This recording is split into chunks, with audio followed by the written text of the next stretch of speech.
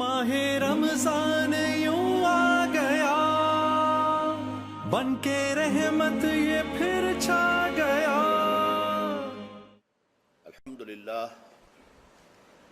الحمدللہ وکفا والصلاة والسلام علی عباده الذین اصطفیٰ، خصوصاً علی افضلہم وخاتم النبیین محمد الامین وعلی آلہ وصحبہ اجمعین۔ اما بعد فقد قال اللہ تبارک وتعالی کما ورد فی سورۃ البقرہ، اعوذ باللہ من الشیطان الرجیم، بسم اللہ الرحمن الرحیم۔ یا ایھا الذین آمنوا کتب علیکم الصیام کما کتب علی الذین من قبلکم لعلکم تتقون، ایاما معدودات، فمن کان منکم مریضا او علی سفر فعدۃ من ایام اخر، وعلى الذين يطيقونه فدية طعام مسكين، فمن تطوع خيرا فهو خير له، وأن تصوموا خير لكم إن كنتم تعلمون۔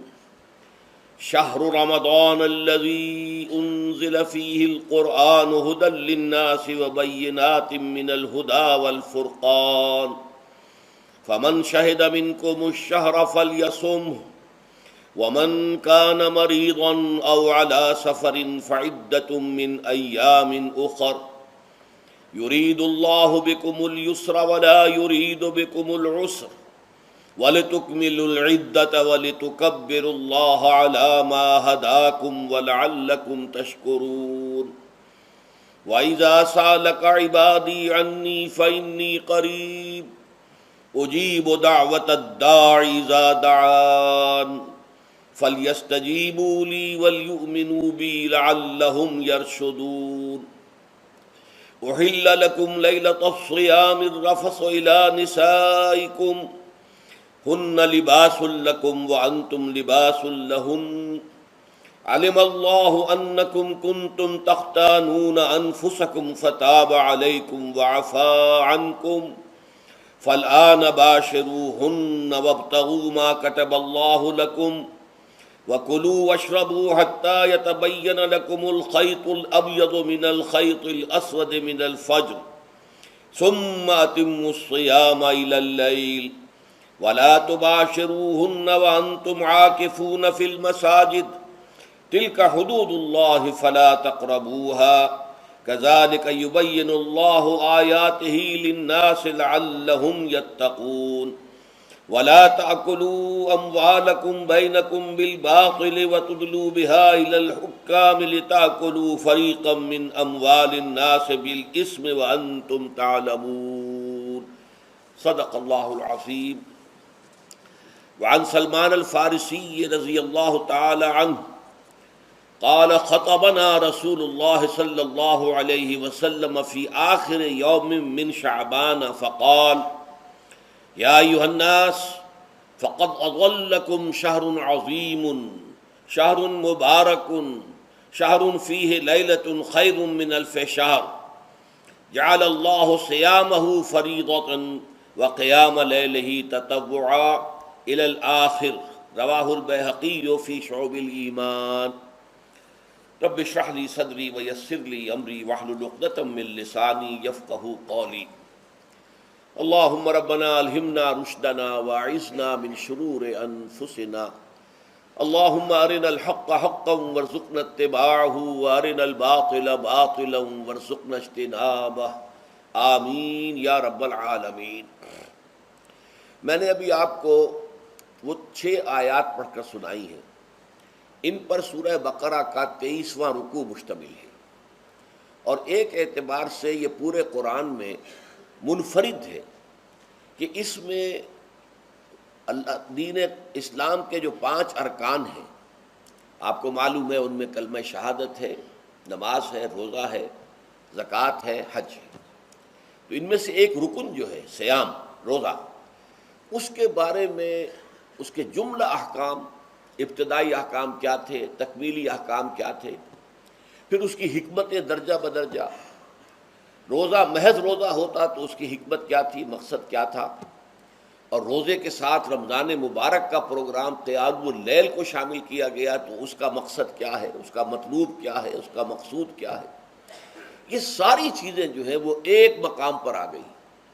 نماز کے بارے میں آپ کو معلوم ہے کہ اس کا حکم تو بے شمار جگہ آیا ہے، لیکن احکام وضو کے حکم کہیں اور ہیں، نماز سفر کی اس کا حکم کہیں اور ہے، نماز خوف کا حکم کہیں اور ہے. تو مختلف معلوم ہوتا ہے کہ وہ اور اوقات جو ہے نماز کے وہ مختلف مقامات سے اخذ کیے گئے ہیں. کسی ایک جگہ پر تفصیل کے ساتھ 5 جو نماز کے اوقات ہیں وہ موجود نہیں ہیں.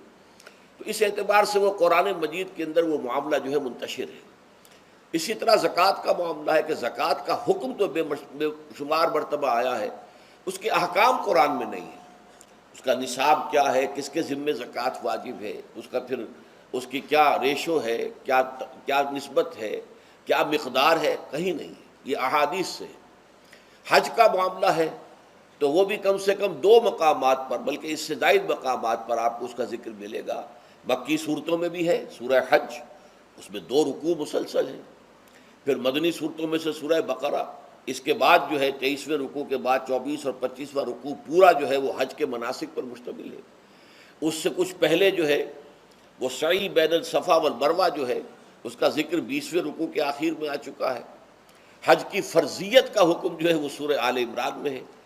لیکن یہ کہ یہ صوم کی عبادت جو ہے جو کہ خود ایک رکن ہے اسلام کا، اس کے معاملے میں یہ 6 آیات اتنی جامع ہیں کہ اگر ان کو انسان سمجھ لے تو کل معلومات جو ہے صوم کے بارے میں جو مطلوب ہیں وہ اس کو حاصل ہو جائیں گے، اس کے احکام بھی، اس کی حکمتیں بھی.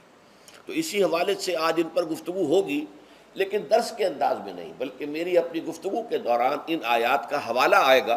تو میں چاہوں گا کہ آپ اس وقت بھی اپنی نگاہیں جو ہیں اس کے ٹیکسٹ کے اوپر مرکوز کریں تاکہ آپ کے ذہن میں جو ہے یہ مضامین آیات کے الفاظ کے ساتھ ایسوسیشن قائم کر کے محفوظ ہو جائیں. اچھا، اس کے علاوہ پھر میں نے وہ خطبہ پڑھا ہے، بلکہ اس کے ابتدائی کلمات صرف پڑھے ہیں، جس کے بارے میں حضرت سلمان فارسی رضی اللہ تعالیٰ عنہ نے یہ بیان کیا کہ حضور نے ہمیں یہ خطبہ ارشاد فرمایا شعبان کے آخری دن. تو یہ گویا کہ اس مناسبت سے آج ہمارا اس خطبے کو پڑھنا جو ہے بہت ہی موزوں ہے، اس لیے کہ یہ خطبہ جو ہے آج جیسا کہ میں نے عرض کیا ہو سکتا ہے بلکہ غالب امکان اسی کا ہے کہ آج شعبان کا آخری دن ہے. تو گویا کہ ہم حضور کے نقش قدم کی پیروی کرتے ہوئے، آپ کی سنت پر عمل کرتے ہوئے ہم اس وقت اس خطبے کو پڑھیں گے. یہ خطبہ جو ہے اس کا مکمل ترجمہ جو تازہ ایشو ہے ندائے خلافت کا، اس میں سرورق پر درج کر دیا گیا نمایاں طور پر. پھر ہم نے ایک 4 ورقے کی حیثیت سے کتابچے کی شکل میں بھی اس کو شائع کیا ہے. بدقسمتی سے اس کا اہتمام نہیں ہو سکا کہ وہ یہاں سب کے لیے پیش کیا جاتا، لیکن یہ کہ کچھ نہ کچھ نسخے اس کے یہاں آئے ہیں، اس میں بھی یہ پورا خطبہ درج ہے. پھر ایک ناشر نے جن کا تعلق ایسے تنظیم اسلامی کے ساتھ ہے، اس کو خوبصورت انداز میں شائع کیا ہے 4 ورقے کو، لیکن اس کی انہوں نے قیمت رکھی ہے کہ اس کے 10 نسخے 10 روپے میں آپ کو مل جائیں گے تاکہ آپ زیادہ سے زیادہ لیں اور تاکہ لوگوں میں تقسیم کریں، تاکہ وہ ذہنی تیاری جو ہے، ذہنی اور قلبی اور روحانی، رمضان مبارک کی برکات سے صحیح طور پر مستفید ہونے کے لیے اس میں آپ کے دوست، اعزاء و قریب رشتہ دار بھی شریک ہو سکیں. میں سب سے پہلے اب آغاز کر رہا ہوں اسی خطبے کے ان الفاظ سے کہ جو یہاں پر درج ہیں، آپ بھی اس کی متن پر نگاہ رکھیے. ان سلمان الفارسی رضی اللہ عنہ، حضرت سلمان فارسی رضی اللہ تعالی عنہ سے یہ روایت ہے. حضرت سلمان آپ کو معلوم ہے کہ ایران میں پیدا ہوئے اور ان کے والد جو ہیں وہ آتش کدے کے بڑے ذمہ دار آدمی تھے، لیکن ان کو نفرت پیدا ہوئی کہ یہ آگ ہم خود جلاتے ہیں، ایندھن اس میں نہ ڈالیں تو بجھ جاتی ہے، ہم کیسے اس کے سامنے ہاتھ جوڑ کر کھڑے ہو جائیں اور اس سے دعائیں مانگیں. بہرحال اس بنا پر جو بھی چپتلش ہوئی تو جیسے حضرت ابراہیم علیہ السلام کو ان کے والد نے گھر سے نکال دیا تھا، انہیں بھی گھر سے نکلنا پڑا. جیسے حضرت ابراہیم نے پھر ہجرت کی تھی اور وہ عراق سے جو ہے شام کی طرف منتقل ہوئے تھے، تو یہ ایران سے شام کی طرف منتقل ہوئے. وہاں جا کر انہوں نے عیسائیت کا مذہب اختیار کیا، راہبوں کے پاس رہے. آخری راہب جس کے پاس تھے زیر تربیت و تعلیم تھے، تو جب اس کے انتقال کا وقت آیا تو انہوں نے کہا کہ مجھے تو ابھی تشفی نہیں ہوئی پورے طور سے، آپ نے بہت کچھ سکھایا ہے، بہت کچھ سمجھایا ہے اور میں نے آپ سے بہت کچھ فیض حاصل کیا ہے، لیکن ابھی تو مجھے تشفی نہیں ہوئی. اب آپ کا انتقال ہو رہا ہے، میں آپ کے بعد کس کے پاس جاؤں؟ تب اس نے کہا کہ میرا علم مجھے بتاتا ہے کہ نبی یہ آخر الزمان کا ظہور اب قریب ہے، اور وہ جنوب میں کھجوروں کی سرزمین میں ہوگا، تو تم جاؤ، ٹرائی یور لک، جاؤ دیکھو شاید قسمت تمہیں ان کے قدموں میں پہنچا دے۔ تو وہ وہاں سے روانہ ہوئے ایک قافلے کے ساتھ، قافلے پر ڈاکوؤں نے حملہ کیا، انہیں پکڑ کر غلام بنا لیا، غلام بنا کر بیچ دیا، لیکن یہ دیکھیے قسمت ان کی کہ مدینے کے یہودی نے خرید لیا، اب مدینے پہنچ گئے۔ اب وہاں خبریں انہیں مل رہی ہیں کہ مکے میں کسی صاحب نے دعویٰ کیا ہے نبوت کا، لیکن ان کے پاؤں میں تو غلامی کی بیڑیاں، یہ مکے تو نہیں جا سکتے۔ تو میں کہا کرتا ہوں کہ یہ اس شخص کی قسمت ہے کہ جیسے ہم کہتے ہیں کہ پیاسا کنویں کے پاس جایا کرتا ہے، کنواں تو پیاسے کے پاس نہیں آتا، لیکن یہاں کیا ہوا، کنواں چل کر پیاسے کے پاس پہنچا ہے۔ محمد الرسول اللہ صلی اللہ علیہ وسلم ہجرت فرما کر مدینے تشریف لے آئے۔ تب انہوں نے اپنے آقا سے ایک روز کچھ تھوڑی سی کھجوریں مانگی، لیں اور اجازت طلب کی اور جا کر حضور کی خدمت میں پیش کی، کیونکہ اس نے یہ بتایا تھا راہب نے کہ وہ ہدیہ تو قبول کر لیں گے، صدقات قبول نہیں کریں گے، صدقہ قبول نہیں کریں گے۔ تو اسی امتحان کے لیے جا کر حضور کی خدمت میں وہ کھجوریں پیش کی۔ حضور نے پوچھا کیا ہے؟ عرض کیا صدقہ، فرمایا نہیں میں صدقہ قبول نہیں کرتا، یہ غربا کا حق ہے، دے دو، تقسیم کر دو۔ پھر کچھ عرصے کے بعد پھر کچھ کھجوریں لی ہوں گی اپنے اس آقا سے، پھر پہنچے، پھر جب حضور نے پوچھا کیا ہے، عرض کیا کہ یہ ہدیہ، آپ نے فرمایا ہاں ٹھیک ہے، ہدیہ میں قبول کرتا ہوں۔ تو فوراً قدموں میں گر گئے، ایمان لے آئے۔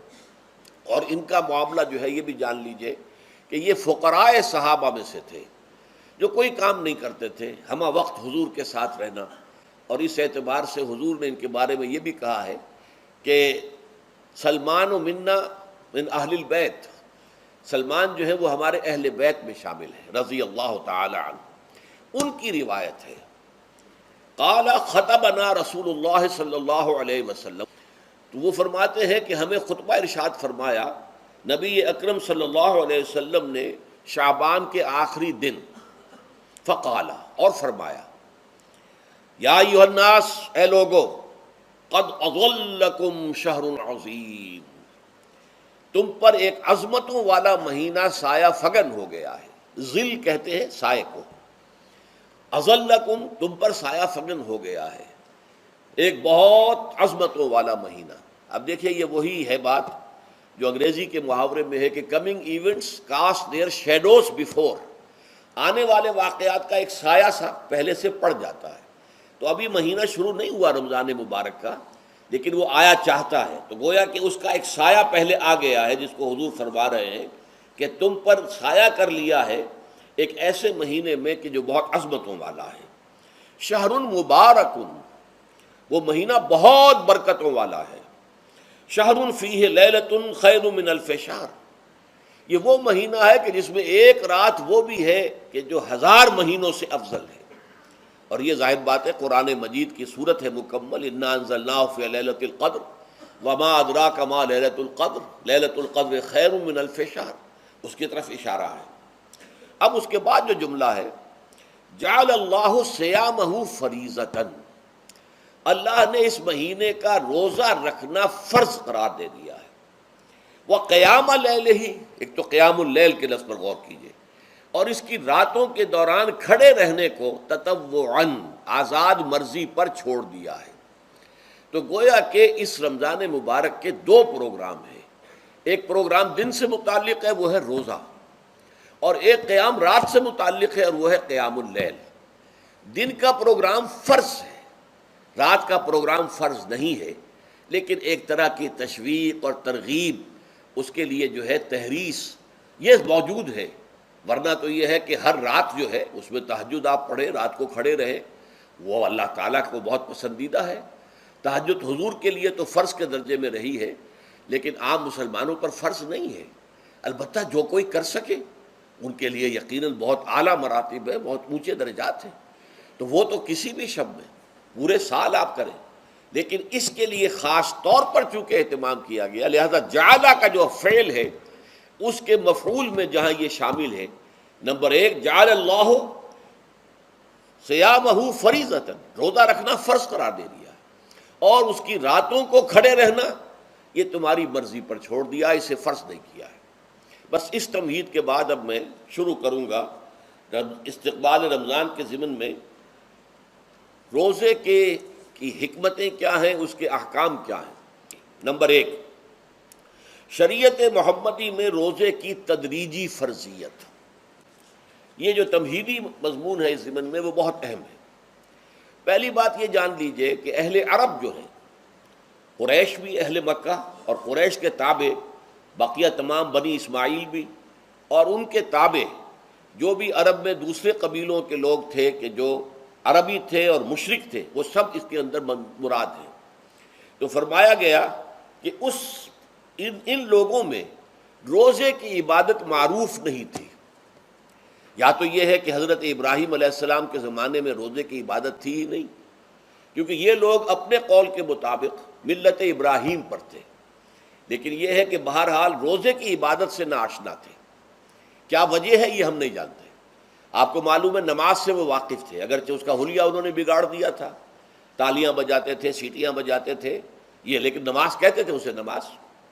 طواف سے وہ واقف تھے، اگرچہ اس کے ضمن میں اتنی گھناؤنی حرکت بھی کی تھی کہ مرد اور عورتیں وہ بالکل برہنہ ہو کر طواف کرتے تھے، تو اسے بہت فضیلت والی بات سمجھتے تھے، بہت خدا رسیدگی کی بات سمجھتے تھے کہ کامل برہنہ ہو کر طواف کیا جائے، لیکن بہرحال طواف تھا۔ اسی طرح قیام عرفہ، قیام منی یہ بھی موجود تھے۔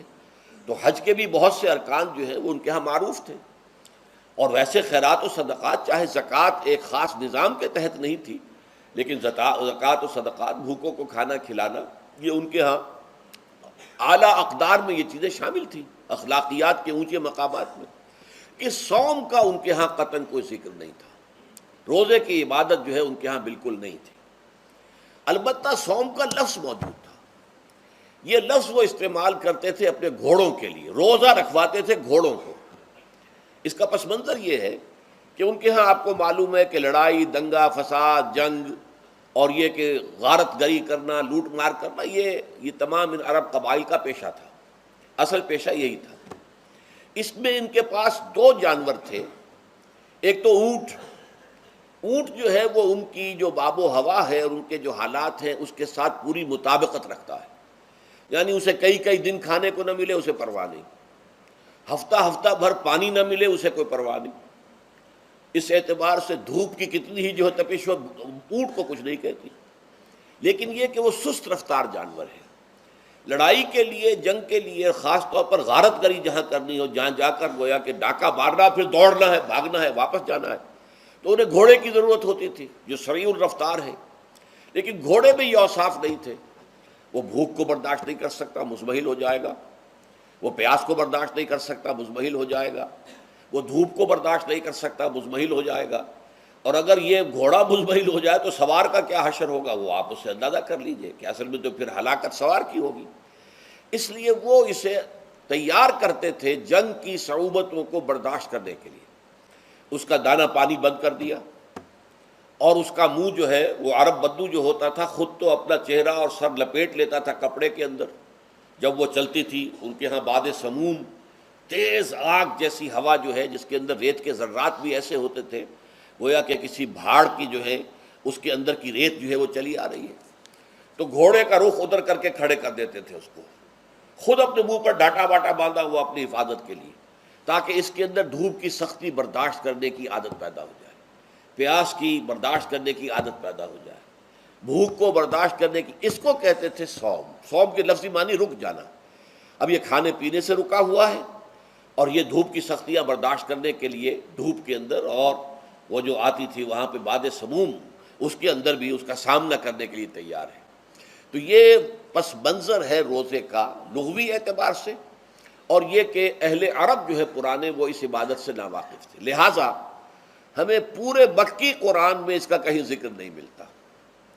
البتہ مدینے میں جب حضور تشریف لائے اور صحابہ کرام ہجرت کے بعد، تو یہاں آپ نے دیکھا کہ یہودی جو ہے وہ روزہ رکھتے ہیں یوم عاشورہ کا، 10 محرم کا۔ تو حضور نے دریافت کیا کہ یہ تم 10 محرم کو روزہ کیوں رکھتے ہو؟ تو انہوں نے کہا کہ یہ دن ہماری نجات کا دن ہے۔ 10 محرم کو اللہ تعالیٰ نے فرعون کو غرق کیا تھا اور ہمیں نجات دی تھی اس کے ظلم و ستم سے، تو شکرانے کے طور پر ہم روزہ رکھتے ہیں۔ تو حضور نے فرمایا کہ موسیٰ کے تو پھر ہم تم سے زیادہ حقدار ہیں، ہم موسیٰ کو مانتے ہیں علیہ الصلاۃ والسلام، اور ان کی عزت کرتے ہیں، قدر کرتے ہیں، تو ہم بھی روزہ رکھیں گے۔ تو آپ نے صحابہ کو حکم دیا کہ عاشورہ کا روزہ رکھا کرو۔ پھر کچھ عرصے کے بعد اللہ تعالیٰ کی طرف سے حکم آ گیا، اور یہ حکم جو ہے اس رکوع کی پہلی آیت کے اندر ہے، یا ایھا الذین آمنوا کتب علیکم الصیام کما کتب علی الذین من قبلکم لعلکم تتقون۔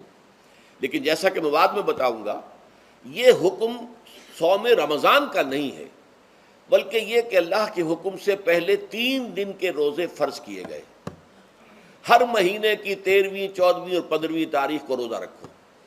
اس میں بڑی حکمت تھی، چونکہ یہ عرب عادی نہیں تھے روزے کے، تو انہیں تدریجاً خو کر کرنا تھا۔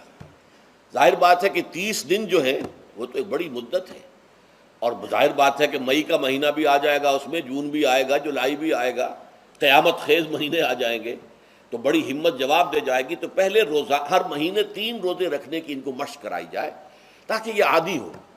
یہ 3 روزے اگر مئی میں بھی آ گئے، جون میں بھی آ گئے، تب بھی ٹھیک ہے، اس کو انسان 3 دن کی تو مشقت برداشت کر سکتا ہے۔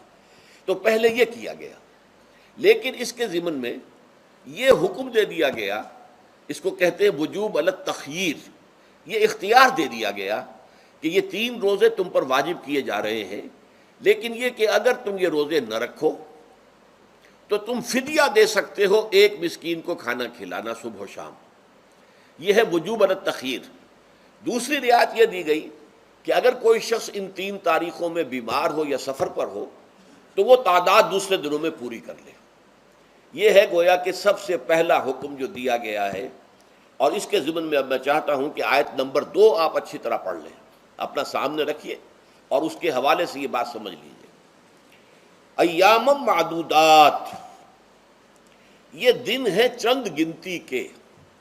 مجھے حیرت ہوتی ہے کہ جدید جو مفسرین ہیں جنہوں نے اردو میں ترجمے کیے ہیں، تفسیریں کی ہیں، ان سب کی نگاہوں سے یہ بات اوجھل رہی کہ یہ در حقیقت رمضان کے روزے کا ذکر نہیں ہے، بلکہ اس ابتدائی حکم سے متعلق ہے کہ جو ہر مہینے میں 3 دن کے روزے رکھنے کا حضور نے دیا تھا۔ لیکن یہ کہ میرا اپنا ذاتی واقعہ یہ ہے زندگی کا، اور یہ اہم واقعات میں سے ہے، میں جب میڈیکل کالج میں پڑھتا تھا، سمجھیے 19-20 سال کی میری عمر، اس وقت بھی مجھے یہ احساس ہوا تھا کہ یہ جو 2 آیات آئی ہیں یہاں ایک دوسرے کے تقابل میں، یہ بیک وقت نازل نہیں ہو سکتی، ان میں وقفہ ہوگا، اور یقیناً پہلا حکم کسی اور پس منظر میں ہے، دوسرا حکم جو بعد میں ہم دیکھیں گے وہ کسی اور پس منظر میں ہے۔ تو میری رائے یہ تھی، اور میں اس پر قائم بھی تھا، بیان بھی کرتا تھا، لیکن ڈرتا تھا، اس لیے کہ اس وقت تک جتنی تفسیریں میں نے دیکھی تھی، ترجمے دیکھے تھے، ان میں سے کسی نے یہ بات کہی نہیں تھی۔ تو ایک آدمی اپنی رائے کے اوپر اتنی بڑی بات کہہ دے تو میں ڈرتا رہتا تھا، لیکن کہتا تھا کہ میری رائے یہی ہے۔ پھر اتفاق سے جماعت اسلامی ہند کا ترجمان ہوتا تھا ماہنامہ زندگی، عروج احمد قادری صاحب اس کے مدیر تھے۔ وہ جو ایک پرچہ آیا اس میں انہوں نے ایک تنقید کی تھی مولانا سید انور شاہ بخاری رحمۃ اللہ علیہ پر، کہ ان کشمیری رحمۃ اللہ علیہ سے ان کے اوپر یہ تنقید کی تھی کہ انہوں نے یہ عجیب بات کہہ دی ہے کہ یہ جو حکم ہے یہ رمضان کا نہیں ہے، بلکہ رمضان سے پہلے جو حضور نے حکم دیا تھا 3 دن کے روزے رکھنے اس سے متعلق ہے۔ اب مجھے اس کے اوپر پورا اطمینان ہو گیا کہ اگر سید محمد انور شاہ کاشمیری رحمۃ اللہ علیہ کی رائے یہ ہے تو متفق گردید رائے بو علی بارائے من، مجھے اب اس سے زیادہ اور کسی سند کی ضرورت نہیں۔ بعد میں نے جب تفسیر کبیر امام رازی رحمۃ اللہ علیہ کی اس کا بھی مطالعہ شروع کیا تو میں حیران ہوا کہ سلف میں تو یہ رائے کثرت سے موجود تھی۔ کیا سبب ہوا ہے کہ آج کے دور کے جو مترجمین اور مصنفین ہیں ان کی نگاہوں سے بالکل یہ بات اوجھل ہو گئی؟ اس معمے کو میں حل آج تک نہیں کر سکا، لیکن اب میں پورے تیقن سے آپ سے کہہ رہا ہوں کہ یہ جو پہلی 2 آیتیں ہیں ان کا تعلق صوم رمضان سے نہیں ہے، بلکہ ان کا تعلق ہے وہ 3 دن کی۔ اس کی سب سے بڑی دلیل اس کے اندر موجود ہے ایام معدودات، گنتی کے چند دن۔ اب 30 یا 29 دن جو ہے وہ گنتی کے چند دن نہیں ہو سکتے، وہ اچھی بڑی تعداد ہے۔ پھر یہ ہے کہ یہ معدودات جو ہے اس کو کہا جاتا ہے جمع قلت، یہ زیادہ سے زیادہ 9 پر اس کا اطلاق ہوتا ہے، اس وزن پر جو جمع آتی ہے۔ اور اس میں جو ہے خود قرآن مجید میں حج کے سلسلے میں منا کے قیام کے ضمن میں الفاظ آئے ہیں، ایام معدودات فمن تعجل فی یومین فلا اسم علیہ ومن تاخر فلا اسم علیہ۔ منا میں قیام ہے گنتی کے چند دن، تو جو 2 دن ہی میں جلدی کر کے وہاں سے واپس ہو جائے اس پہ بھی کوئی اس گناہ نہیں ہے، اور جو مؤخر کر کے 3 دن پورے کرے اس پر بھی کوئی گناہ نہیں۔ تو وہاں پر بھی نظیر موجود ہے کہ 2 یا 3 دن پر اس کا اطلاق ہو رہا ہے۔ تو یہاں پر ایام معدودات سے لازماً یہ مراد ہے کہ یہ 3 دن جو ہے ہر مہینے میں 13ویں، 14ویں، 15ویں، در حقیقت اس روزے سے متعلق یہ آیت آ رہی ہے۔ اور یہ بھی نوٹ کر لیجئے کہ رمضان کے روزے کی فرضیت کے بعد بھی حضور کا معمول اور آپ کے صحابہ کا، اور جو بھی ہمارے ہاں اتباع کرتے ہیں حضور صلی اللہ علیہ وسلم کا نوافل میں بھی ان کا یہ معمول ہے۔ ہر مہینے میں یہ 3 روزے حضور بعد بھی رکھتے تھے، اور آپ کے بہت سے صحابہ رکھتے تھے، اور آج بھی ہمارے ہاں بہت سے لوگ جو دیندار ہیں اور جن کے اندر یہ جذبہ ہے اتباع سنت کا، وہ رکھتے ہیں۔ 13ویں، 14ویں اور 15ویں تاریخوں کا ان کو ایام 20 کہتے ہیں۔ اس کی راتیں روشن ہوتی ہیں، 13ویں رات، 14ویں رات، 15ویں رات۔ چاند جو ہے اس کے اندر آپ کو معلوم ہوتا ہے 14ویں کو تو مکمل ہوتا ہی ہے، 13ویں اور 15ویں کا بھی تقریباً مکمل ہے۔ تو ایام 20 کے روزے جو ہیں بعد میں بھی برقرار رہے ہیں، لیکن نفلاً۔ فرض اس کے بعد جو ہے وہ رمضان کے روزے ہو گئے۔ تو ایام معدودات یہ دن ہیں گنتی کے۔ فمن کان منکم مریضا او علی سفر فعدۃ من ایام اخر، تو جو کوئی بھی تم میں سے ہو بیمار یا سفر پر تو وہ تعداد پوری کر لے دوسرے دنوں میں۔ گویا کہ اب اگلی کے ایک تو یہ رعایت ہو گئی، دوسری رعایت وعلی الذین یطیقونہ فدیۃ طعام مسکین، اور ان لوگوں کے ذمے کے جو اس کی طاقت رکھتے ہوں، یعنی مریض بھی نہیں ہے، صحت مند ہے، روزہ رکھ سکتے ہیں، سفر بھی نہیں ہے، سفر پر نہیں ہے، مقیم ہے، روزہ رکھ سکتے ہیں، پھر بھی نہ رکھیں تو ان کے لیے بھی ایک اختیار، اسی لیے میں نے لفظ استعمال کیا تھا وجوب علی التخییر، واجب تو ہے لیکن اس میں ایک اختیار دے دیا گیا ہے۔ وہ اختیار کیا ہے؟ فدیۃ طعام مسکین، تو پھر یہ ہے کہ ایک مسکین کو کھانا کھلا دینا۔ فدیہ کہتے ہیں کسی چیز کا بدل ہو جائے، جیسے کہ جنگی مجرم ہے اس کا فدیہ ہے، گویا کہ اس کو دے کر وہ پھر آزاد ہو جائے گا، فدیہ اس کو کہتے ہیں۔ ففدیۃ طعام مسکین، لیکن یہ ہے کہ فمن تطوع خیرا فہو خیر اللہ، اور جو نیکی سے خیر کرنا چاہے مزید تو وہ اس کے لیے بہتر ہے۔ ایک کے بجائے 2 کو کھلائے، 3 کو کھلائے، 4 کو کھلائے، 10 کو کھلائے، تو یہ تو ترغیب ہے، لیکن کم سے کم ایک مسکین کو کھانا کھلانا 2 وقت کا۔ وَأَن تَصُومُوا خَيْرٌ لَكُمْ، اب دیکھیے یہ لفظ بول رہے ہیں، اگر تم روزہ رکھو تو یہ تمہارے حق میں بہتر ہے، یعنی اگرچہ اختیار تمہیں دے دیا ہے، اختیار یہ ہے کہ روزہ رکھو، اگر نہ رکھو تو فدیہ دے دو ایک مسکین کا کھانا، لیکن اگر تم روزہ رکھو ان کنتم تعلمون، اگر حقیقت میں تم علم رکھتے ہو کہ روزے کے اندر کیا کیا برکات ہیں تو تمہیں روزہ لازماً رکھنا چاہیے۔ تشویق اور ترغیب موجود ہے، لیکن یہ کہ اس کی فرضیت یا وجوب نہیں ہے۔ یہ تھا ابتدائی حکم روزے کے ضمن میں۔ اب اس کے بعد اگلی آیت جو ہے اس کے بھی پہلے حصے کو مت پڑھیے، شہر رمضان الذی انزل فیہ القرآن، اس کے بارے میں تو بعد میں گفتگو ہوگی، بینات من الہدی والفرقان، لیکن اگلا جملہ فمن شہد منکم الشہر فلیصم، اب یہ رمضان کے روزے کی فرضیت کا حکم آیا ہے۔ رمضان کا مہینہ وہ ہے جس میں قرآن نازل کیا گیا، اس کے بارے میں جیسا کہ میں نے عرض کیا پھر بعد میں عرض کروں گا، لیکن جو شخص بھی تم میں سے موجود ہو اس مہینے میں، اپنے گھر میں موجود ہے، اپنے شہر میں موجود ہے، سفر پر نہیں ہے، یا یہ ہے کہ جو شخص بھی اس مہینے کو پائے، اس کی زندگی میں یہ مہینہ آ جائے، یہ برکتوں کا ایک موقع اسے مزید حاصل ہو جائے، فلیصم، یہ امر کا صیغہ ہے، یہ وجوب ہے مطلقاً۔ اب اس میں جو 2 رعایتیں پہلے دی گئی تھی ان میں سے ایک کو برقرار رکھا،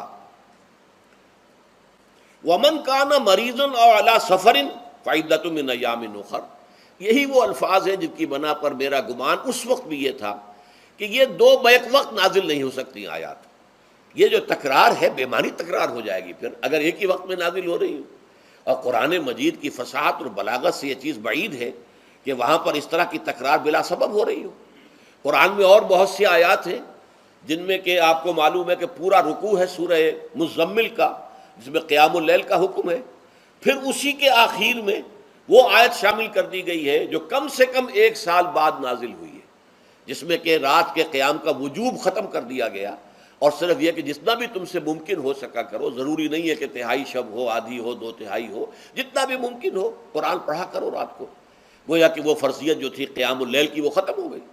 تو اس حوالے سے وہ جو ناسخ ہے، منسوخ کرنے والی آیت بھی اس کے ساتھ ہی رکھ دی گئی ہے تاکہ وہ جو اصل حکم تھا وہ بھی برقرار سامنے رہے، اور جس نے آ کر اسے منسوخ کیا وہ بھی برقرار رہے اور سامنے رہے۔ اسی طرح یہاں پر بھی یہ حکم آیا، کتنے عرصے کے بعد آیا یہ مجھے معلوم نہیں، لیکن یہ کچھ عرصے کے بعد آیا ہے کہ رمضان کا مہینہ وہ ہے کہ جس میں قرآن نازل کیا گیا ہے۔ اب جو شخص بھی اس مہینے کو پائے اس پر لازم ہے کہ اس کے روزے رکھے۔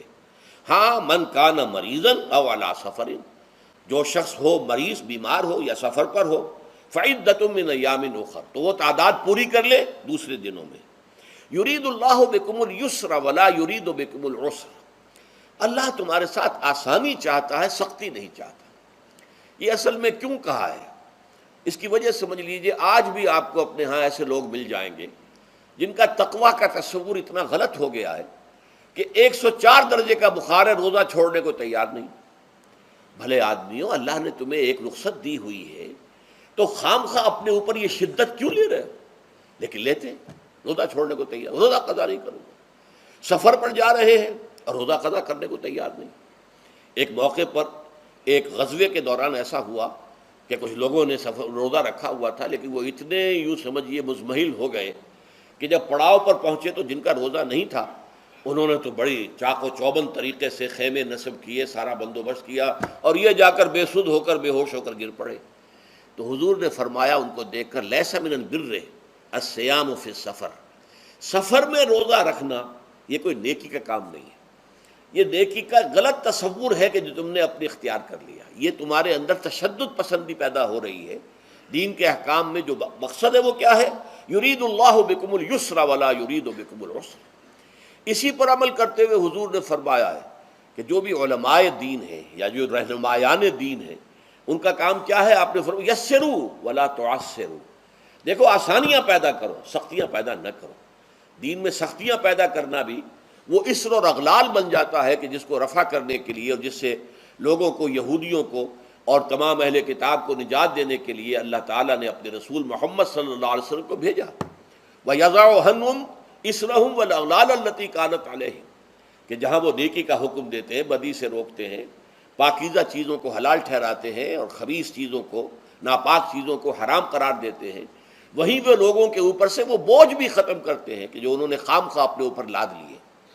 تو ان میں سے یہ بھی ہے کہ یہ نیکی کا کام نہیں ہے کہ آپ سفر میں ہیں اور روزہ رکھ رہے ہیں۔ یرید اللہ بکم الیسر ولا یرید بکم العسر وَلِتُكْمِلُوا الْعِدَّةَ، لیکن یہ بات واضح رہے کہ اب تمہارے لیے تعداد کو پورا کرنا لازم ہے۔ یہ نہیں ہے کہ آپ اس کی جگہ پر فدیہ دے دیں تو بات پوری ہو جائے گی، نہیں۔ روزے کی تعداد، آپ کے رمضان میں 2 روزے 3 روزے چھوٹ گئے بیماری کی وجہ سے، ٹھیک ہے، لیکن دوسرے دنوں میں اس کی قضا دینی لازم ہے۔ وہ روزے رکھنے جو ہیں آپ پر لازم ہے، ان کا کوئی بدل جو ہے وہ فدیہ نہیں ہو سکتا۔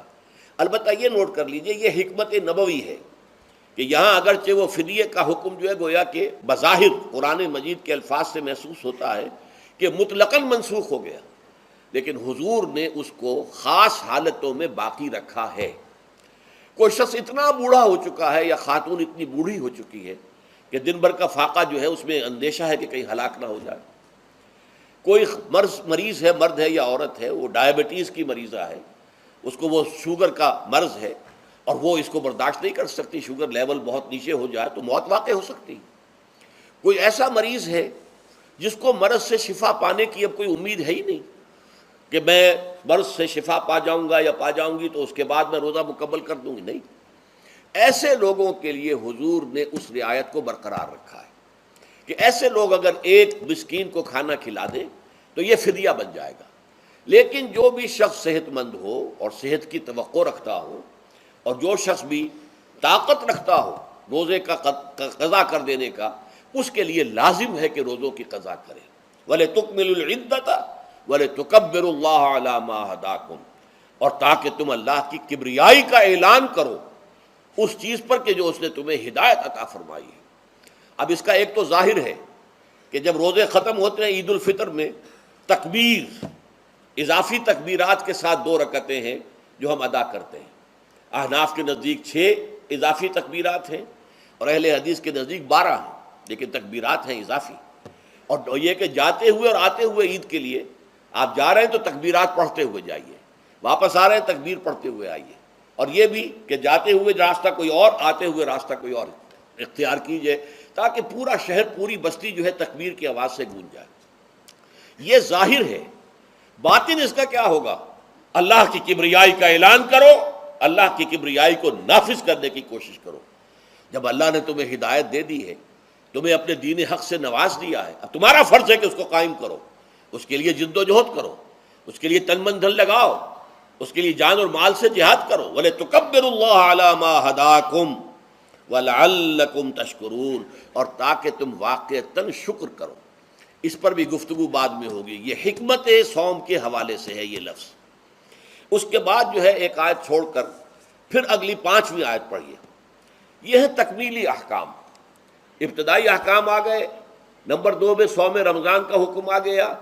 نمبر 3 پر ہوا کیا تھا کہ جب روزوں کا حکم دیا گیا تو چونکہ مثال آپ نے رکھی تھی یہود کی کہ یہود جو ہے عاشورہ کا روزہ رکھتے ہیں تو ہم بھی کیوں نہ رکھیں، مسلمانوں تم بھی رکھو۔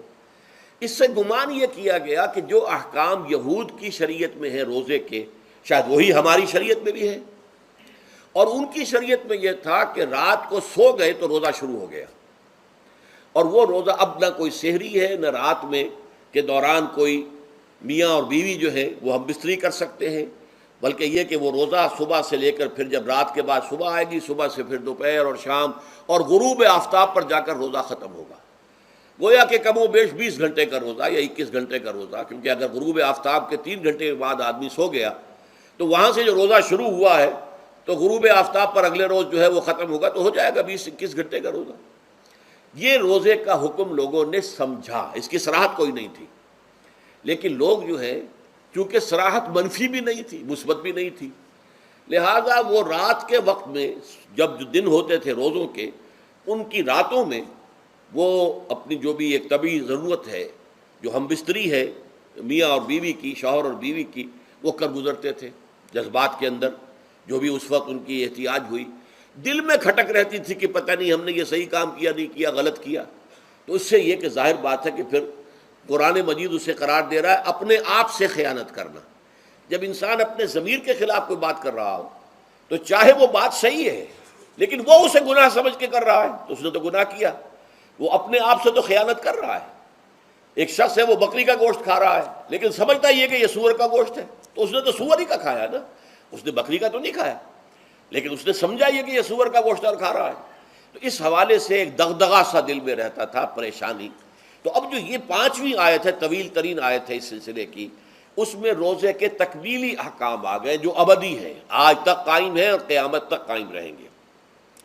فرمایا احل لکم لیلۃ الصیام الرفث الی نسائکم، اے مسلمانوں روزے کی راتوں میں تمہارے لیے حلال کر دیا گیا ہے اپنی بیویوں سے اپنی خواہش کا پورا کرنا۔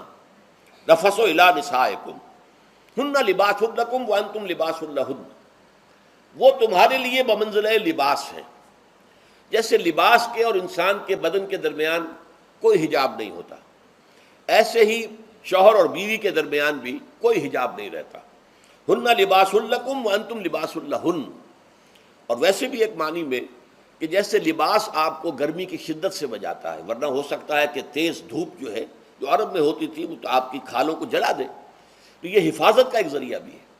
اسی طریقے سے شوہر کے لیے بیوی اپنی عفت و عصمت کو برقرار رکھنے کے لیے ایک ذریعہ ہے کہ کہیں حرام میں منہ نہ مارے، بیوی موجود ہے، حلال ذریعے سے اپنی خواہش پوری کرے۔ اور بیوی کے لیے شوہر اسی طریقے سے ایک ڈھال بن جاتا ہے کہ اسے خام خواہ ادھر ادھر دیکھنے کا کوئی خیال بھی کبھی نہ آئے، اس کی جو بھی نفسانی خواہش ہے اس کی شوہر پورا کر رہا ہے۔ تو اس اعتبار سے بھی ہن لباس لکم وانتم لباس لہن، علم اللہ انکم کنتم تختانون انفسکم، اللہ کے علم میں ہے کہ تم اپنے آپ سے خیانت کر رہے تھے۔ اس کی وضاحت میں پہلے کر چکا ہوں کہ دل میں یہ دغدغہ تھا کہ یہ حرام کام اور کر رہے ہیں، یہ گویا کہ اپنے آپ سے خیانت، اللہ سے بغاوت نہیں تھی۔ کیوں کہ اللہ تعالیٰ کی طرف سے تو حکم تمہیں معلوم تھا ہی نہیں ابھی، آیا اس کی اجازت ہے یا نہیں ہے، لیکن اپنے آپ سے تو خیانت کر رہے ہو نا، تم یہ سمجھ رہے تھے کہ یہ نہیں ہونا چاہیے، یہ گویا کہ ممنوع ہے اور کر رہے تھے، تو اس کو کہا کہ تم اپنے آپ سے خیانت کر رہے تھے۔ علم اللہ انکم کنتم تختانون انفسکم فتاب علیکم، تو اللہ نے تم پر اپنی رحمت اور مغفرت کے ساتھ توجہ فرمائی، یعنی جو کچھ اب تک ہو چکا ہے اسے اللہ نے معاف کر دیا، اسے صاف کر دیا، کلین سلیٹ۔ اب تمہارا جو اعمال نامہ ہے اس میں اس طرح کا اگر کوئی عمل درج ہو گیا ہے تو وہ اللہ نے صاف کر دیا ہے۔ وعفا عنکم، اور تمہیں معاف بھی کر دیا ہے۔ فالآن باشروہن، تو اب تم ان کے ساتھ جو بھی تعلق زن و شو ہے اس کو اختیار کر سکتے ہو۔ فالآن باشروہن وابتغوا ما کتب اللہ لکم، اور حاصل کرو وہ کچھ جو کچھ اللہ نے تمہارے لیے لکھ دیا ہے۔ یہ تعلق زن و شے سے دو چیزیں ہیں کہ جو مقصود ہیں۔ ایک تو سب جانتے ہیں اولاد، ہر انسان کی خواہش ہوتی ہے کہ میری نسل کا تسلسل باقی رہے، لیکن نمبر دو ایک شے اور ہے، قرآن مجید میں بیان کیا گیا، بولے تسکنوا الیہا، اس میں ایک سکون ہے، اس میں جو بھی ہے، جو بھی عمل ہے مباشرت کا، اس میں ایک اعصابی طور پر سکون کی کیفیت انسان کو حاصل ہوتی ہے، تو یہ بھی مطلوب و مقصود ہے۔ تو ما کتب اللہ لکم، تمہارے لیے اللہ نے اس میں ایک تو اولاد کا معاملہ رکھ دیا ہے اور ایک تمہارے لیے سکون کا، لتسکنوا الیہا، تاکہ تم ان کی طرف توجہ کر کے سکون حاصل کرو۔ فالآن باشروہن وابتغوا ما کتب اللہ لکم وکلوا واشربوا، اب سحری کا حکم آ گیا، وکلوا واشربوا حتی یتبین لکم الخیط الابیض من الخیط الاسود من الفجر، اور کھاتے رہو اور پیتے رہو یہاں تک کہ تمہارے لیے فجر کے وقت کے اعتبار سے سفید ڈوری سیاہ ڈوری سے بالکل علیحدہ ہو جائے۔ اصل میں اس کو بعض صحابہ نے تو سمجھا کہ یہ لغوی معنی اس کے لیے کہ آپ اپنے تکیے میں ایک سفید دھاگا رکھ لیا اور ایک کالا رکھ لیا، اور دیکھتے رہتے تھے جب یہ سفید اور کالا علیحدہ علیحدہ نظر آنے لگے تو پھر روزے کا رکھنے کا وقت شروع ہو چکا اور اب کھانا پینا بند کر دیا جائے۔ فرمایا گیا یہ مراد نہیں ہے، یہ جب پاؤں پھٹتی ہے تو اس کے اندر ایک سفید سی لکیر جو ہے افق کے اوپر آتی ہے، یہ ہے مراد، کہ وہ جو سفید لکیر ہے وہ ظاہر ہو جائے اور وہ رات کے اختتام کا گویا کہ ایک اعلان اور علم بن جائے۔ تو وَكُلُوا وَاشْرَبُوا، اب اس کی جو ہے بڑی تاکید کی گئی ہے، تَسَحَّرُوا فَإِنَّ فِي السُّحُورِ بَرَكَةٌ، سحری ضرور کیا کرو، اور یہ در حقیقت برکت کا ذریعہ ہے۔ یہ بھی آپ نے فرمایا ہمارے اور یہود کے روزے کے مابین جو فرق ہے وہ سحری ہے۔ یہ سحری چونکہ روزہ جو ہے وہ فجر سے لے کر اور غروب آفتاب تک ہے، طلوع آفتاب سے نہیں، فجر سے، جبکہ وہ سپیدہ سحر جس کو ہم کہتے ہیں نمودار ہو جائے۔ طلوع آفتاب تو ابھی 1.5 گھنٹے بعد ہوگا کہیں جا کر، لیکن اس وقت جو ہے روزہ شروع، غروب آفتاب پر ختم۔ اس حوالے سے اس سے پہلے کھانا پینا، اور اس میں بھی فرمایا گیا کہ بعض لوگ بہت زیادہ احتیاط کرتے وہ صحیح نہیں ہے، اس لیے کہ فجر کے لیے اذان جب دیتے تھے تو اس میں بعض حضرات ذرا جلدی کرتے تھے، حضور نے فرمایا کہ نہیں دیکھو یہ ذرا جلدی کر دیتے ہیں، اگر تم میں سے کسی کے ہاتھ میں پیالہ ہے ابھی وہ کچھ کھا رہا ہے اذان ہو گئی ہے تو وہ اپنا پیالہ پورا کر لے، اس میں بھی تشدد کی ضرورت نہیں، جیسے کہ اس سے پہلے ہم پڑھ چکے یسروا ولا تعسروا یرید اللہ بکم الیسر ولا یرید بکم العسر، اللہ تمہارے ساتھ آسانی چاہتا ہے، سختی نہیں چاہتا۔ تو اسی طرح فرمایا وَكُلُوا وَاشْرَبُوا حَتَّى يَتَبَيَّنَ لَكُمُ الْخَيْطُ الْأَبْيَضُ مِنَ الْخَيْطِ الْأَسْوَدِ مِنَ الْفَجْرِ ثُمَّ أَتِمُّوا الصِّيَامَ إِلَى اللَّيْلِ، پھر اب روزے کو پورا کرو رات تک۔ إِلَى اللَّيْلِ میں پھر بڑی بحثیں ہوئی ہیں، اس لفظ کی مناسبت سے اہل تشیع اس کے قائل ہیں کہ جب کہ خوب اندھیرا ہو جائے، لیکن اہل سنت کا اجماع ہے کہ غروب آفتاب اس سے مراد ہے، اس لیے کہ آغاز رات کا غروب آفتاب کے ساتھ ہے، اور اس میں بھی احادیث کے اندر آیا ہے کہ تعجیل کرنی چاہیے۔ بعض لوگ وہی جو میں نے عرض کیا کہ تقویٰ کے تحت جو ہے جیسے کہ سفر میں بھی روزے رکھتے ہیں یا 104 بخار کے درجے میں بھی وہ روزہ قضا کرنے کو تیار نہیں ہوتے، ایسے ہی وہ تاخیر کرتے ہیں اپنے تقوی کے حساب سے، کہیں ایسا نہ ہو، کوئی غلطی نہ ہو جائے، کہیں یہ نہ ہو جائے، کہیں وہ نہ ہو جائے، تو پھر اس کے اندر وہ افطار میں، تو آپ نے فرمایا کہ قوم جو ہے اسی وقت صحیح رہے گی جب کہ وہ افطار میں عجلت سے کام لے، یعنی سحری کے اندر بہت زیادہ جلدی کرنے کی ضرورت نہیں، اگر اذان ہو رہی ہے اس کے دوران بھی اگر کچھ کھا پی رہے ہو تو کھا پی لو، مکمل کر لو۔ اسی طریقے سے افطار کے اندر جو ہے وہ تاخیر کرنے کی ضرورت نہیں، سورج کے غروب کے ساتھ افطار کر لو۔ وَلَا تُبَاشِرُوهُنَّ وَأَنْتُمْ عَاكِفُونَ فِي الْمَسَاجِدِ، ہاں اپنی بیویوں سے تم مباشرت نہ کرو، تعلق زن و شو قائم نہ کرو جب کہ تم مسجدوں کے اندر معتکف ہو۔ یہ اعتکاف کا ذکر ہو گیا۔ رمضان کے آخری عشرے میں یہ اعتکاف جو مسنون ہے کہ 21ویں شب سے شروع ہو جائے گا، یعنی 20واں روزہ ختم ہوا اس کے ساتھ یہ اعتکاف شروع ہو گیا، اور پھر اعتکاف مسنون جو ہے وہ جب تک کہ چاند نظر نہ آ جائے شوال کا، عید کا، اس وقت تک یہ اعتکاف جاری رہے گا۔ یہ ہے مسنون اعتکاف۔ اس کی کیا حکمت ہے وہ میں بعد میں عرض کروں گا۔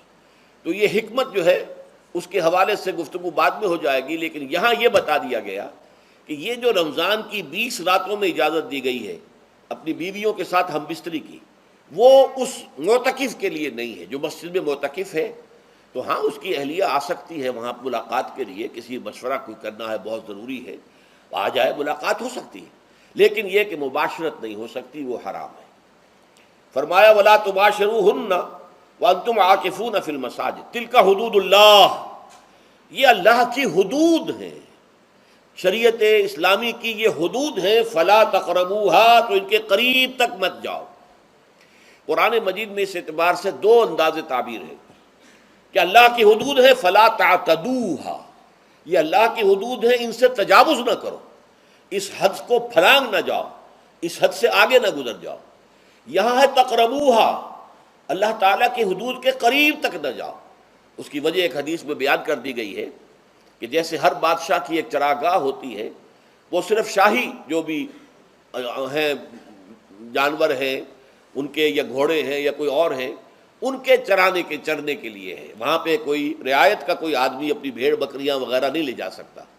وہ حما کہلاتا تھا کہ یہ شاہ کے لیے مخصوص ہے، لکل ملک حمن وحم اللہ محارمہ، اللہ بھی بادشاہ ہے کائنات کا، ارض و سما کا، اس نے بھی جن چیزوں کو حرام کر دیا ہے وہ حما ہے، اس میں داخل نہیں ہونا تمہیں۔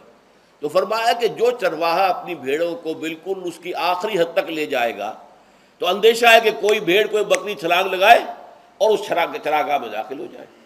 اس لیے کیپ ایٹ اے ڈسٹینس، ایک فاصلے پر رہو۔ احتیاط کا تقاضا یہ ہے کہ اس آخری حد کے قریب نہ جاؤ، فلا تقربوہا، اس کے قریب نہ جاؤ۔ ان حدود کی تو سختی کے ساتھ پابندی کرنی ہے۔ ان کے لیے یہ ہے کہ ان کو نہ صرف یہ کہ ان سے تجاوز نہیں کرنا، بلکہ ان سے ذرا کچھ فاصلے ہی پر اپنے آپ کو رکھنا ہے۔ کذالک یبین اللہ آیاتہ للناس، اسی طریقے سے اللہ تعالیٰ واضح کرتا ہے اپنی آیات کو لوگوں کے لیے، وَلَعَلَّهُمْ يَتَّقُونَ، اور تاکہ وہ پھر تقویٰ کریں، بچیں۔ جب احکام معلوم ہو گئے اب بچنا آسان ہے، جب احکام معلوم نہیں تو اندیشہ ہے کہ کہیں کسی حرام کے اندر جو ہے وہ ملوث ہو جائے۔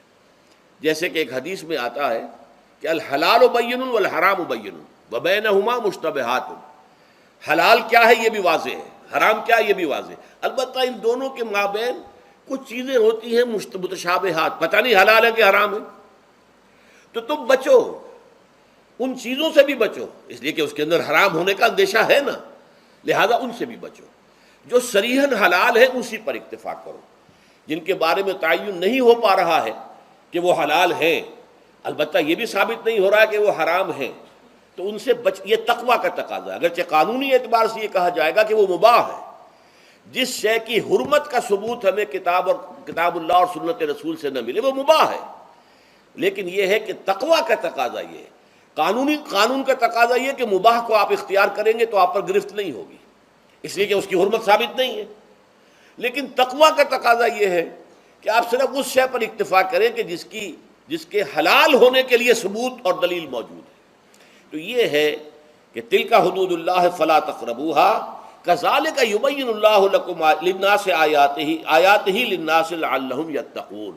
یہ احکام ہے تکمیلی روزے کے، جس کے ضمن میں میں نے کچھ احادیث نبویہ کے حوالے سے بھی ان کی مزید وضاحت کر دی۔ اب آئیے تیسری بات،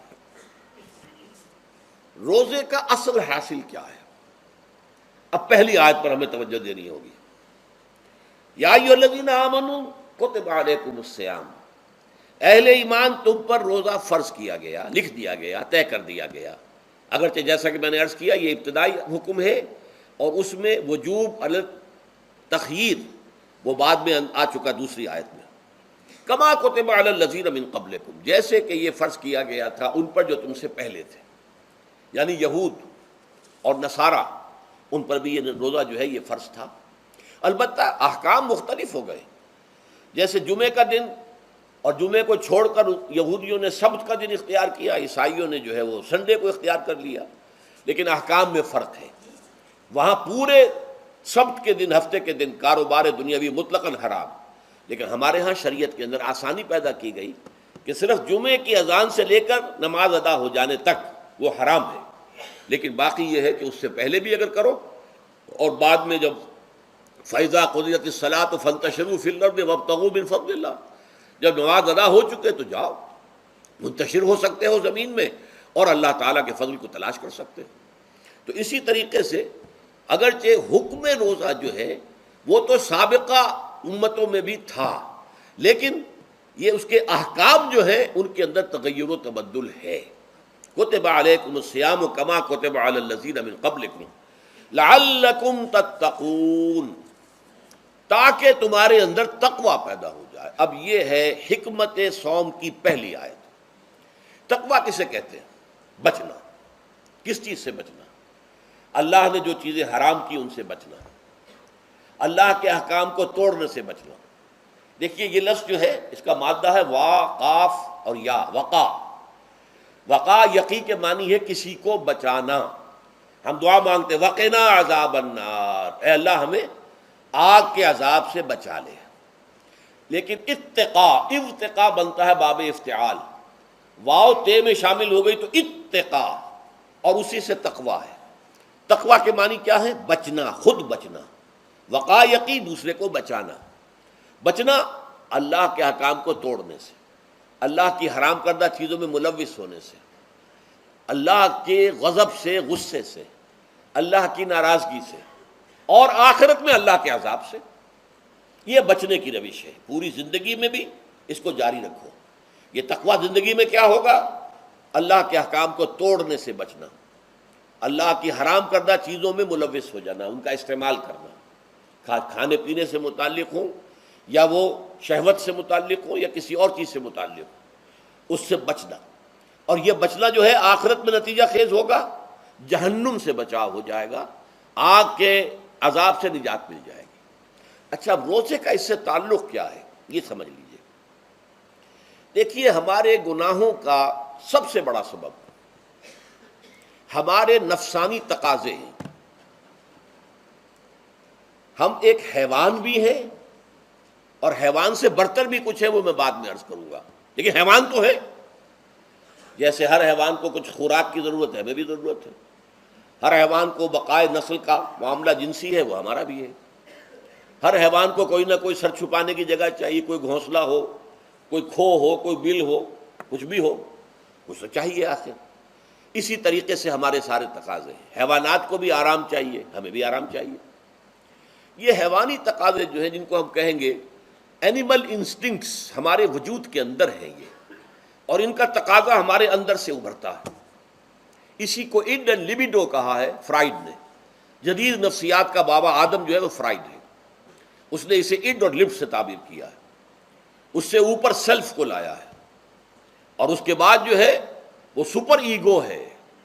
تو یہ 3 درجے اس نے متعین کیے ہیں، اور میں اس کی دقت نظر، ایکیوٹی آف آبزرویشن کا بہت قائل ہوں. اگرچہ نظریات کا جو نتیجہ اس نے نکالا ہے وہ غلط ہے، لیکن ایکویٹی آف آبزرویشن کا قائل ہوں کہ اس نے انسانی شخصیت کے 3 لیولز کو آئیڈینٹیفائی کیا ہے. یہی 3 لیولز ہمارے ہاں ہیں، نفس، قلب، روح، یہ 3 لیولز ہیں. اس نے کہا اڈ اینڈ لیبیڈو یہ لوسٹ ہے، پھر ایگو، سیلف، پھر سپر ایگو. 3 لیول وہ بھی مانتا، اگرچہ ان کی تعبیر اس نے غلط کی ہے، لیکن جہاں تک اڈ اور لیبیڈو کی تعبیر ہے وہ صحیح ہے. وہ حیوانی تقاضے. اچھا ان حیوانی تقاضوں کے بارے میں یہ بات بالکل واضح رہنی چاہیے کہ یہ اندھے بہرے ہیں. انہیں صرف اپنی گریٹیفیکیشن، اپنے تسکین سے جو ہے ساری بحث ہے. اس سے کوئی غرض نہیں کہ حلال ذریعے سے ہو، حرام ذریعے سے ہو. پیٹ کھانے کو مانگتا ہے بھوک کے اندر. اب آدمی جو ہے حرام کے اندر بھی بیمار بیٹھتا ہے، یہاں تک کہ خود شریعت اجازت دیتی ہے کہ اگر جان پر بن جائے آدمی جو ہے وہ فاقے سے مر رہا ہو تو وہ کوئی حرام چیز کھا کر بھی اپنی جان بچا سکتا ہے، لیکن عام حالات میں نہیں. لیکن ہو سکتا ہے ہمارا چٹخارا جو ہے وہ حرام کی طرف ہمیں لے جائے. کسی کو واقعتاً اللہ نہ کرے کہ سور کے گوشت کا چسکا لگ جائے، وہ اس کے بغیر بچتا ہی نہیں، کھاتا ہے. شراب کی عادت ہو گئی، پیتا ہے. یہ نہیں. تو ہمارا پیٹ مانگتا ہے، اور اسے اس سے غرض نہیں کہ حلال سے کھایا ہے یا حرام سے کھایا. ہماری شہوت اپنی تسکین چاہتی ہے، اسے اس سے غرض نہیں کہ حلال سے یا حرام سے، جائز سے یا ناجائز سے۔ اسی طریقے سے ہمارے تمام تقاضے جو حیوانی ہیں، ایک تو یہ کہ بہت زوردار ہیں، اور چونکہ وہ اندھے بہرے ہیں، لہذا جو قرآن میں کہا گیا ان النفس لامارۃ بالسوء، یہ نفس تو بدی کا حکم دیتا ہی ہے، یہ گویا کہ اس کے اندر رجحان جو ہے انہیرنٹ ہے کہ وہ بدی کی طرف انسان کو ترغیب دلاتا ہے، چاہے وہ اپنی ضروریات سے متعلق ہو، چاہے چٹخاروں سے متعلق ہو، چاہے جو بھی لذت اسے درکار ہے اس سے متعلق ہو، چاہے وہ جنسی لذت ہے اور چاہے وہ طعام کی، یعنی جسے ہم کہتے ہیں کہ انسان جو ہے وہ اپنے پیٹ اور فرج کا غلام بن کر رہ جائے، اس لیے کہ جو تقاضا بھی آیا ہے اس کو وہ پورا کر رہا ہے۔ یہ جو کیفیت انسان کی ہے، اس کے لیے ایک مشق جو ہے وہ روزہ فراہم کرتا ہے۔ روزے کے آپ نے 12، 13، 14 گھنٹے کا بھی روزہ ہوتا ہے، بعض جگہوں پر 16، 17 گھنٹے کا روزہ ہوتا ہے۔ اس عرصے میں آپ اپنے نفس کو حلال چیزوں سے بھی روکے رکھتے ہیں۔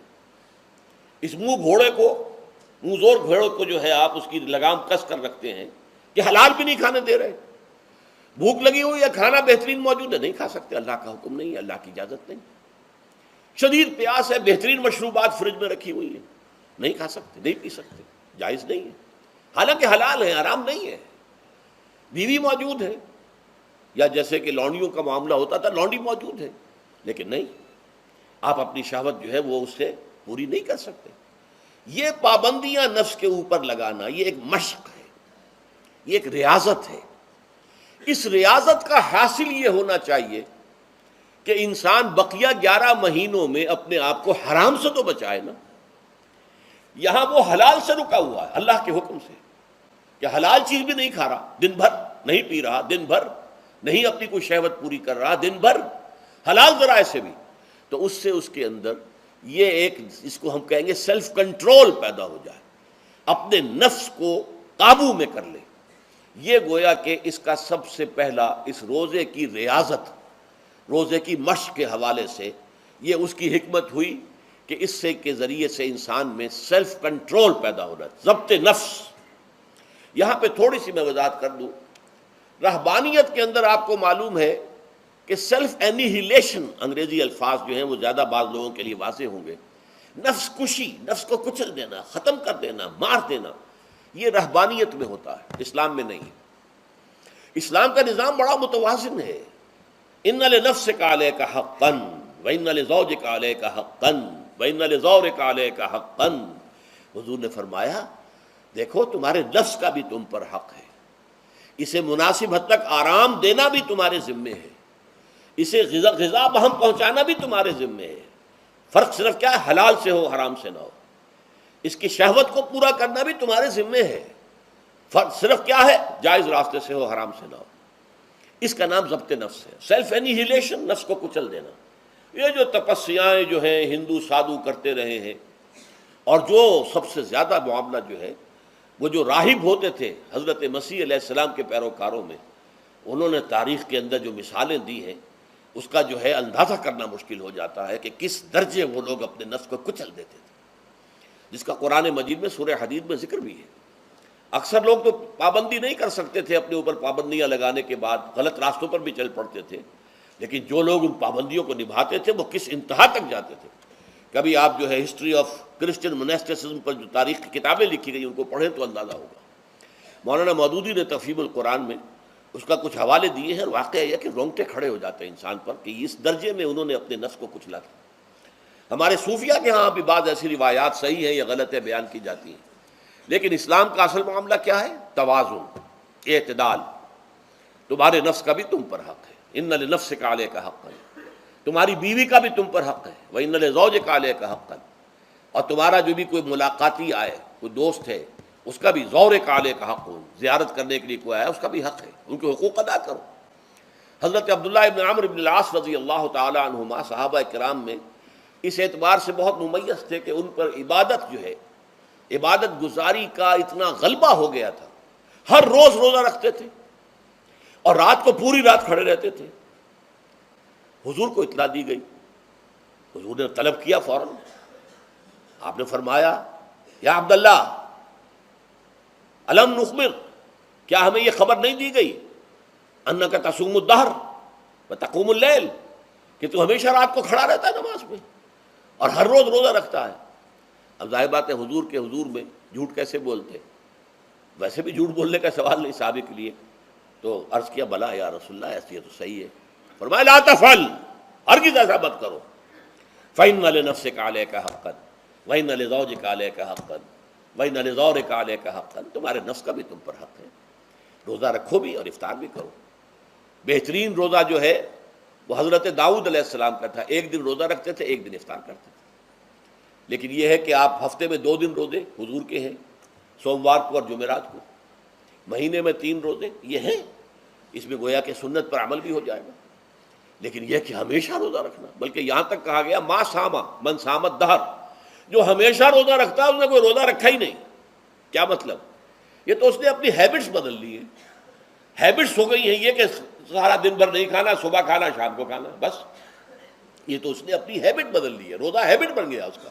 ما ساما من سام الدہر، جس نے ہمیشہ روزہ رکھا اس نے کوئی روزہ رکھا ہی نہیں، اس لیے کہ روزہ تو در حقیقت اس شخص پر شاخ گزرتا ہے جس کو عادت ہے دن میں کھانا کھانے کی، اس کو دن کے اندر 3 کھانے کھانے کی عادت ہے، تبھی تو وہ شاخ گزرے گا۔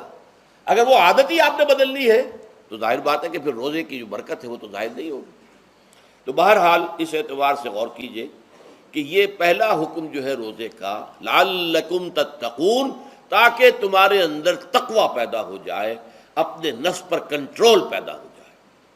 اس کو یوں سمجھیے کہ یہ ایک بڑا منہ زور گھوڑا ہے، ہمارا جو نفس ہے، ہمارا جو جسم ہے، حیوانی نظام، اس پر ہماری خودی یا ہماری انا یا ہماری ایگو یا ہمارا سیلف، یہ اس پر حکمران ہے، اس کا گھوڑے کا سوار ہے۔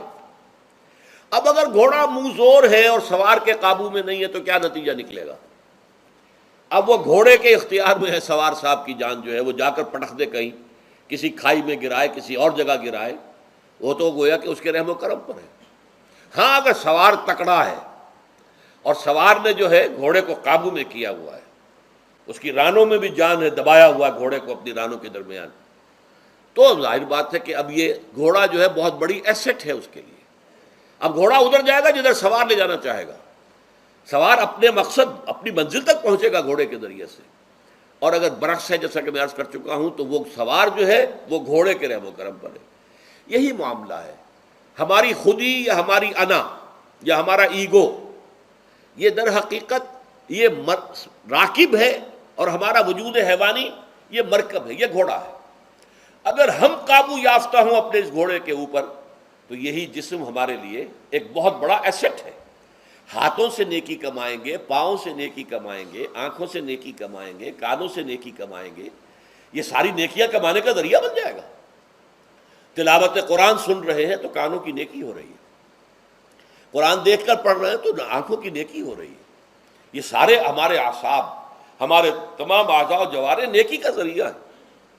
لیکن اگر کہیں یہ ہمارا نفس امارہ، ایڈ اور لیبیڈو ہم پر قابو پا لے تو پھر ہم اس کے رحم و کرم پر ہیں، پھر وہ ہمیں جس کھائی میں چاہے گا گرا دے گا۔ تو اس اعتبار سے روزہ مجرد ابھی روزے کی بات ہو رہی ہے، وہ روزہ خاص طور پر کہ جس کا حکم پہلے دیا گیا تھا ایام معدودات، اس کے بارے میں اس کی حکمت، مجرد روزے کی حکمت کیا ہے؟ ضبط نفس۔ اسی ضبط نفس کا دوسرا نام تقوی ہے۔ آپ اپنے نفس پر قابو یافتہ ہیں اور پھر اللہ کے سامنے جھک رہے ہیں، یہ ہوئی نا اصل بات۔ آپ اللہ کے سامنے تو جھک رہے ہیں، اے اللہ میں تیری ہی بندگی کرتا ہوں اور کروں گا، نفس پر قابو ہے ہی نہیں، تو آپ کا یہ کہنا محمل ہو جائے گا، نفس کا تقاضا ابھرے گا اور آپ اس کے آگے ہاتھ جوڑ کر کھڑے ہو جائیں گے، تو گویا کہ جو آپ نے کہا تھا ایاک نعبد و ایاک نستعین، اس کی پیروی کرنا، اس کو پورا کرنا، اس کا تقاضا بجا لانا آسان کام نہیں ہے۔ چبھی گویم مسلمانم بلرزم کہ دانم مشکلات لا الہ رہا، جب میں کہتا ہوں کہ میں مسلمان ہوں تو میں مجھ پر کب کب یہ طاری ہوتی، اس لیے کہ مجھے معلوم ہے کہ لا الہ کہنے کا مقصد کیا ہے اور مطلب کیا ہے، اس کے تقاضے کیا ہیں۔ تو روزہ مجرد روزے کی غرض و غایت تقوی یا ضبط نفس، یعنی سیلف کنٹرول، اور اس سیلف کنٹرول کے ساتھ اپنے پورے وجود کو اللہ کے سامنے جھکا دینا، یہ عبادت ہے۔ اب آئیے اس عبادت کے لیے، روزے کے لیے رمضان کا مہینہ کیوں منتخب کیا گیا بالآخر؟ پہلے تو وہ ہر مہینے کے 3 دن تھے، بالآخر مستقل تا قیام قیامت اور رمضان کا مہینہ ہے۔ اس کی علت کیا ہے؟ ظاہر بات ہے کہ سارے 12 مہینے اللہ ہی کے ہیں، ہفتے کے سارے دن اللہ ہی کے ہیں، دنوں میں سید الایام جمعے کا دن ہے، مہینوں میں سید الاشہر، یہ جتنے مہینے ہیں ان میں سردار جو ہے مہینوں کا وہ رمضان مبارک ہے۔ کیوں ہے؟ اب آپ پڑھیے تیسری آیت، شہر رمضان الذی انزل فیہ القرآن، رمضان کا مہینہ وہ ہے جس میں قرآن نازل کیا گیا۔ اور اس کی مزید کیا ہے تشریح کہ رمضان ہی میں وہ لیلۃ القدر ہے جس میں قرآن نازل کیا گیا۔ اب یہاں 2 چیزیں علیحدہ علیحدہ سمجھ لیجئے۔ ہمیں معلوم ہے کہ قرآن حضور پر نازل ہوا 32 برس میں، نہیں 22 برس میں، 610 عیسوی سے لے کر اس موضوع پر آج شام کو تقریر ہوگی انشاءاللہ مفصل تعارف قرآن کے ضمن میں، بعد نماز عشاء قرآن اکیڈمی کی مسجد میں، کیونکہ معلوم نہیں کہ آج چاند ہو جائے گا یا نہیں ہو جائے گا، لہذا دورہ ترجمہ قرآن کل سے شروع ہوگا، اور آج جو ہے تعارف قرآن اور سورہ فاتحہ کا کچھ مفہوم میں بیان کروں گا، تاکہ یہ کہ رمضان مبارک کے لیے تمہید ہو جائے۔ پھر اگر چاند ہو گیا تو چھوٹی چھوٹی صورتوں کے ساتھ ہم تراویح مکمل کر لیں گے، ترجمہ قرآن کے ساتھ تراویح کل سے شروع ہوگی۔ بہرحال اس ضمن میں رمضان کا چناؤ جو ہوا ہے تو یہ ترجیح بلا مرجح نہیں ہے، ایسے ہی نہیں ہے کہ یوں ہی اس کو ترجیح دے دی گئی، اس کی حکمت ہے، غایت ہے، علت ہے، اس کا سبب ہے۔ رمضان کا مہینہ وہ ہے جس میں قرآن نازل کیا گیا، اسی میں وہ لیلۃ القدر ہے جس میں قرآن نازل کیا گیا، اگرچہ ہم جانتے ہیں کہ حضور پر قرآن نازل ہوا ہے 22 برس میں، 610 عیسوی سے 632 تک۔ اس معمے کو کیسے حل کریں گے؟ اس کا حل کیا ہے؟ رمضان مبارک کی ایک شب مبارک لیلۃ القدر میں پورا قرآن لوح محفوظ سے دفعتاً پورا کا پورا سمائے دنیا، پہلا آسمان جو ہے ہمارا، اس کے اوپر نازل کر دیا گیا۔ اس کے لیے لفظ انزلہ، انزلہ ینزل انزالن کے معنی ہے دفعتاً کسی چیز کو اتار دینا، اور نزلہ ینزل تنزیلا کے معنی ہے رفتہ رفتہ درجہ درجہ درجہ درجہ درجہ اتارنا۔ اعلام، عالم یعلم اعلاما، کسی شے کو خبردار کر دینا، بتا دینا، بس ہم نے بتا دیا، تم جانو، تمہارا کام۔ تعلیم یہ ہے اس کو درجہ بدرجہ سمجھانا، اس کے دماغ میں اتارنا، دیکھنا کہ اتنی بات سمجھ گیا تو اگلی بات سمجھانا، یہ سمجھ میں آ گئی تو اگلی بات، تعلیم اس کو کہتے ہیں۔ تو انزال دفعتاً اتار دینا، تنزیل رفتہ رفتہ تدریجاً تھوڑا تھوڑا کر کے اتارنا۔ تو حضور پر تنزیل ہوئی ہے، فَإِنَّهُ نَزَّلَهُ عَلَىٰ قَلْبِكَ، جبرائیل نے اس قرآن کو تھوڑا تھوڑا تھوڑا تھوڑا کر کے نزلناہ تنزیلا، رتلناہ ترتیلا، ہم نے تھوڑا تھوڑا کر کے اتارا۔ لیکن لیلۃ القدر میں جو ماہ رمضان مبارک کی شب ہے آخری عشرے کی، اس میں پورا قرآن اتار دیا گیا تھا لوح محفوظ سے سمائے دنیا تک۔ شہر رمضان الذی انزل فیہ القرآن ھدی للناس وبینات من الہدی والفرقان، یہ قرآن کیا ہے، کیا بنا کر نازل کیا گیا؟ یہ حال ہے، یہ لوگوں کے لیے، پوری نوع انسانی کے لیے ہدایت ہے، اور یہ ہدایت بینات کی شکل میں آئی، واضح تعلیمات جن میں کوئی شک و شبہ کی گنجائش نہیں، از خود روشن۔ بینہ اسے کہتے ہیں وہ شے جو از خود روشن ہو، جس کو ہم کہتے ہیں کہ آفتاب آمد، دلیل آفتاب، جب سورج طلوع ہو گیا تو اپنے وجود پر وہ خود دلیل ہے، اسے کسی اور دلیل سے ثابت کرنے کی ضرورت نہیں ہے، از خود واضح۔ تو بینات من الہدی، جو قرآن کی بنیادی ہدایت ہے وہ بینات پر مشتمل ہے، واضح چیزیں جو انسان کے لیے، اس کی فطرت کے لیے جانی پہچانی چیزیں ہیں، یہ کوئی باہر کی چیز نہیں آ رہی ہے، اس کے قلب کی گہرائیوں کے اندر یہ سب کچھ موجود ہے، اور اس کی گواہی اس کے قلب کی گہرائیوں سے نکلتی ہے کہ ہاں دیکھنا تقریر کی لذت کے جو اس نے کہا، میں نے یہ جانا کہ گویا یہی میرے دل میں ہے، اس نے تو میرے اپنی فطرت کی ترجمانی کی ہے۔ والفرقان، بینات من الہدی والفرقان، یہ بینات کا اطلاق فرقان پر بھی ہو رہا ہے، حق و باطل کے اندر فرق کر دینے والی شے۔ بین صورت میں یہ حق ہے، یہ باطل ہے، یہ جائز ہے، یہ ناجائز ہے، یہ غلط ہے، یہ صحیح ہے۔ یہ ہے قرآن مجید کی عظمت کا بیان۔ ویسے تو عظمت قرآن مجید کے اندر بہت سے مقامات پر آئی ہے، اور بڑے ہی پرشکو انداز میں بھی آئی ہے، لیکن یہ اس وقت موقع نہیں ہے اس میں جانے کا۔ یہاں جو قرآن کا تعارف کرایا گیا، ھدی للناس وبینات من الہدی والفرقان، اور یہ رمضان میں نازل کیا گیا، لہٰذا رمضان کا مہینہ جو ہے اس عبادت کے لیے خاص اور مختص کر لیا گیا۔ فمن شہد منکم الشہر فلیصم، تو جو کوئی بھی تم میں سے اس مہینے کو پائے یا اس میں مقیم ہو وہ لازماً روزہ رکھے۔ میں بیان کر چکا ہوں یہ وجوب علی العین ہے، اس کے اندر اب اختیار نہیں ہے، لیکن یہ کہ اگر من کان منکم مریضا او علی سفر فعدۃ من ایام اخر۔ اب دیکھیے یہ جو رمضان مبارک کو منتخب کیا گیا جو نزول قرآن کا مہینہ ہے، تو اس میں ایک دوہرا پروگرام رکھ دیا گیا ہے جو قرآن مجید میں تو واضح طور پر نہیں کہا گیا، اس لیے کہ اگر قرآن میں اس طور سے آ جاتا تو فرض ہو جاتا، اسے تطوعاً رکھا گیا ہے، لہذا اس کا ذکر قرآن میں نہیں ملے گا۔ موجود ہے کہ جب اس مہینے کو چنا ہی اس لیے گیا ہے کہ یہ نزول قرآن کا مہینہ ہے، لہذا اس کے لیے جو ہم نے پڑھا تھا وہ خطبہ وہ اس کو پلٹ لیجئے۔ جعل اللہ صیامہ فریضۃ وقیام لیلہ تطوعا، اللہ نے اس مہینے کا روزہ رکھنا تو فرض قرار دے دیا ہے، اور اس کا قیام اللیل، راتوں کو کھڑے رہنا، یہ مرضی پر چھوڑ دیا ہے، جو کر سکے، جو بھی ہمت کرے، ترغیب و تشویق ہے۔ اب دیکھیے ترغیب و تشویق کے لیے دوسری حدیث جو یہاں پر ہے، عن ابی ہریرہ رضی اللہ عنہ قال، حضرت ابو ہریرہ سے مروی ہے رضی اللہ عنہ کہ انہوں نے فرمایا، قال رسول اللہ صلی اللہ علیہ وسلم، کہ اللہ کے رسول نے فرمایا صلی اللہ علیہ وسلم، من صام رمضان ایمانا و احتسابا غفر له ما تقدم من ذنبہ، جس نے رمضان میں روزے رکھے ایمان کے ساتھ، یقین کے ساتھ، اور احتساب، اللہ سے اس کے اجر کی امید میں، غفر له ما تقدم من ذنبہ، اس کے پچھلے تمام گناہ معاف ہو جاتے ہیں۔ یہ نوٹ کیجئے کہ اس سے مراد گناہ کبیرہ نہیں ہے، گناہ صغیرہ ہے۔ گناہ کبیرہ کے لیے توبہ شرط ہے، گناہ صغیرہ جو ہے وہ ان چیزوں سے دھل جاتے ہیں۔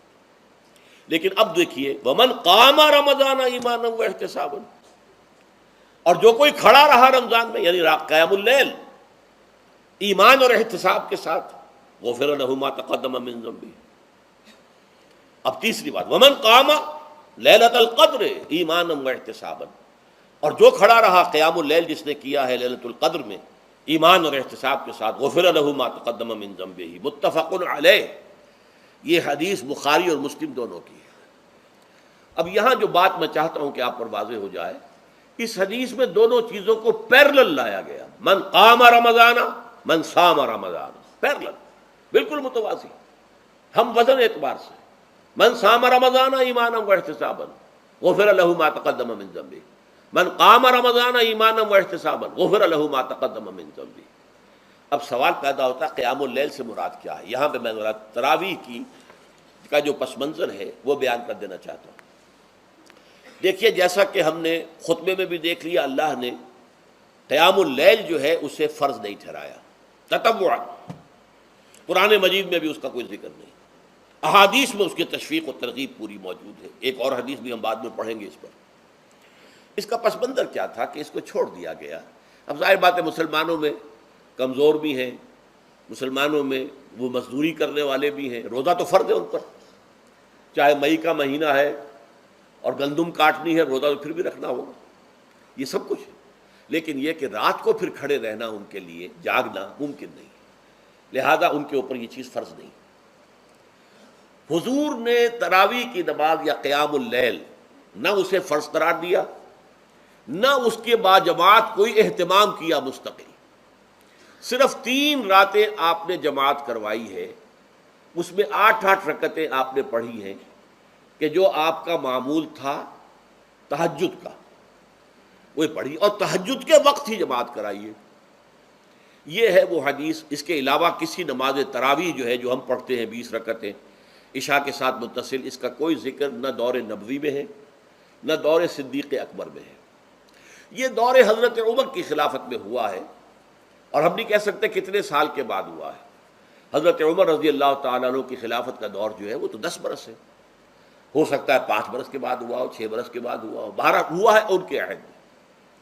حضرت عمر ایک مرتبہ مسجد میں داخل ہوئے، مسجد نبوی میں، تو دیکھا کہ کچھ لوگ 8 10 12 جو ہے وہ ایک جو ہے حافظ کے پیچھے کھڑے ہوئے اور قرآن سن رہے ہیں، کچھ دوسرے کونے میں کھڑے ہیں، کچھ کہیں اور کھڑے ہیں، مختلف جماعتیں ہو رہی ہیں۔ تو انہوں نے سوچا کہ کیوں نہ ان سب کو ایک امام کے پیچھے جمع کر دیا جائے، اور اس کے لیے لوگوں کی سہولت کے لیے عشاء کے ساتھ متصل رکھ دیا جائے، اس لیے کہ تہجد کے وقت اٹھنا جو ہے وہ تو ہر کس و ناقص کا کام نہیں ہے، کہ عشاء کے بعد اگر تھوڑا سا اضافی وقت ہو صرف تو یہ ہر شخص کر لے گا، مزدور بھی کر لے گا۔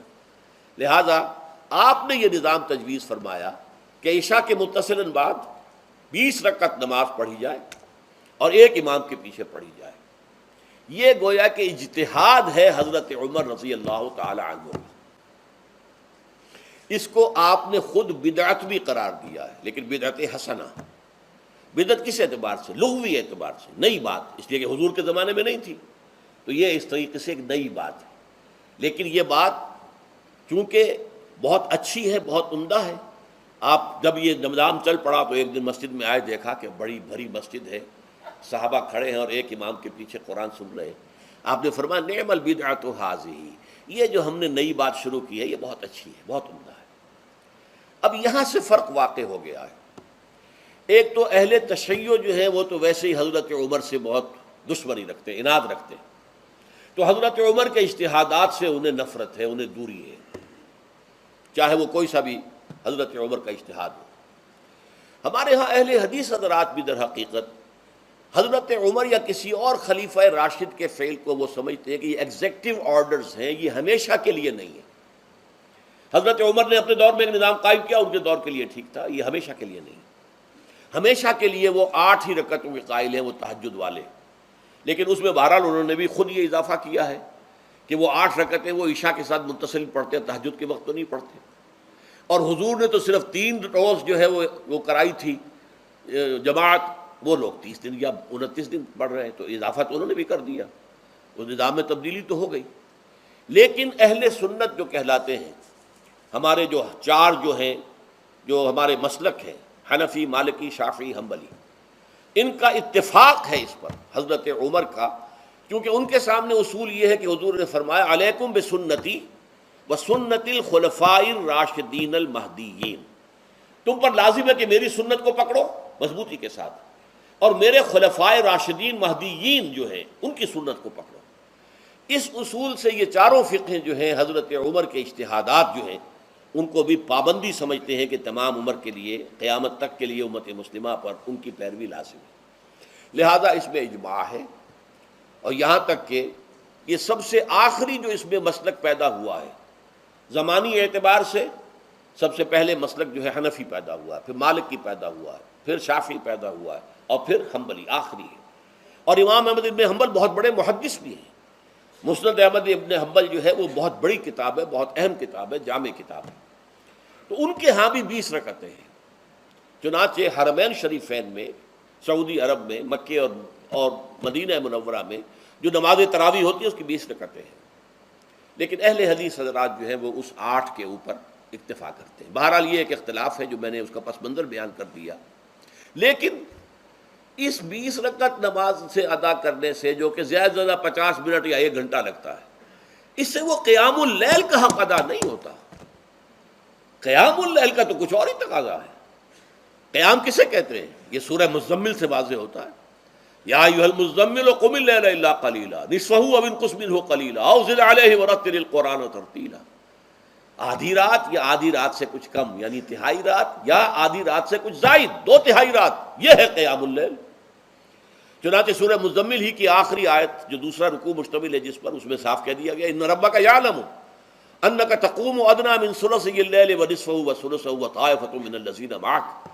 اے اللہ کے نبی، اللہ خوب واقف ہے کہ آپ بھی اور آپ کے ساتھ ایک جماعت بھی رات کو کھڑی رہتی ہے، 2/3 رات یا آدھی رات یا 1/3 رات۔ تو یہ سارا معاملہ جو ہے قیام اللیل کا، گویا کہ کم سے کم 1/3 رات پر اس کا اطلاق ہو سکے گا، یہ نہیں کہ 1 گھنٹے۔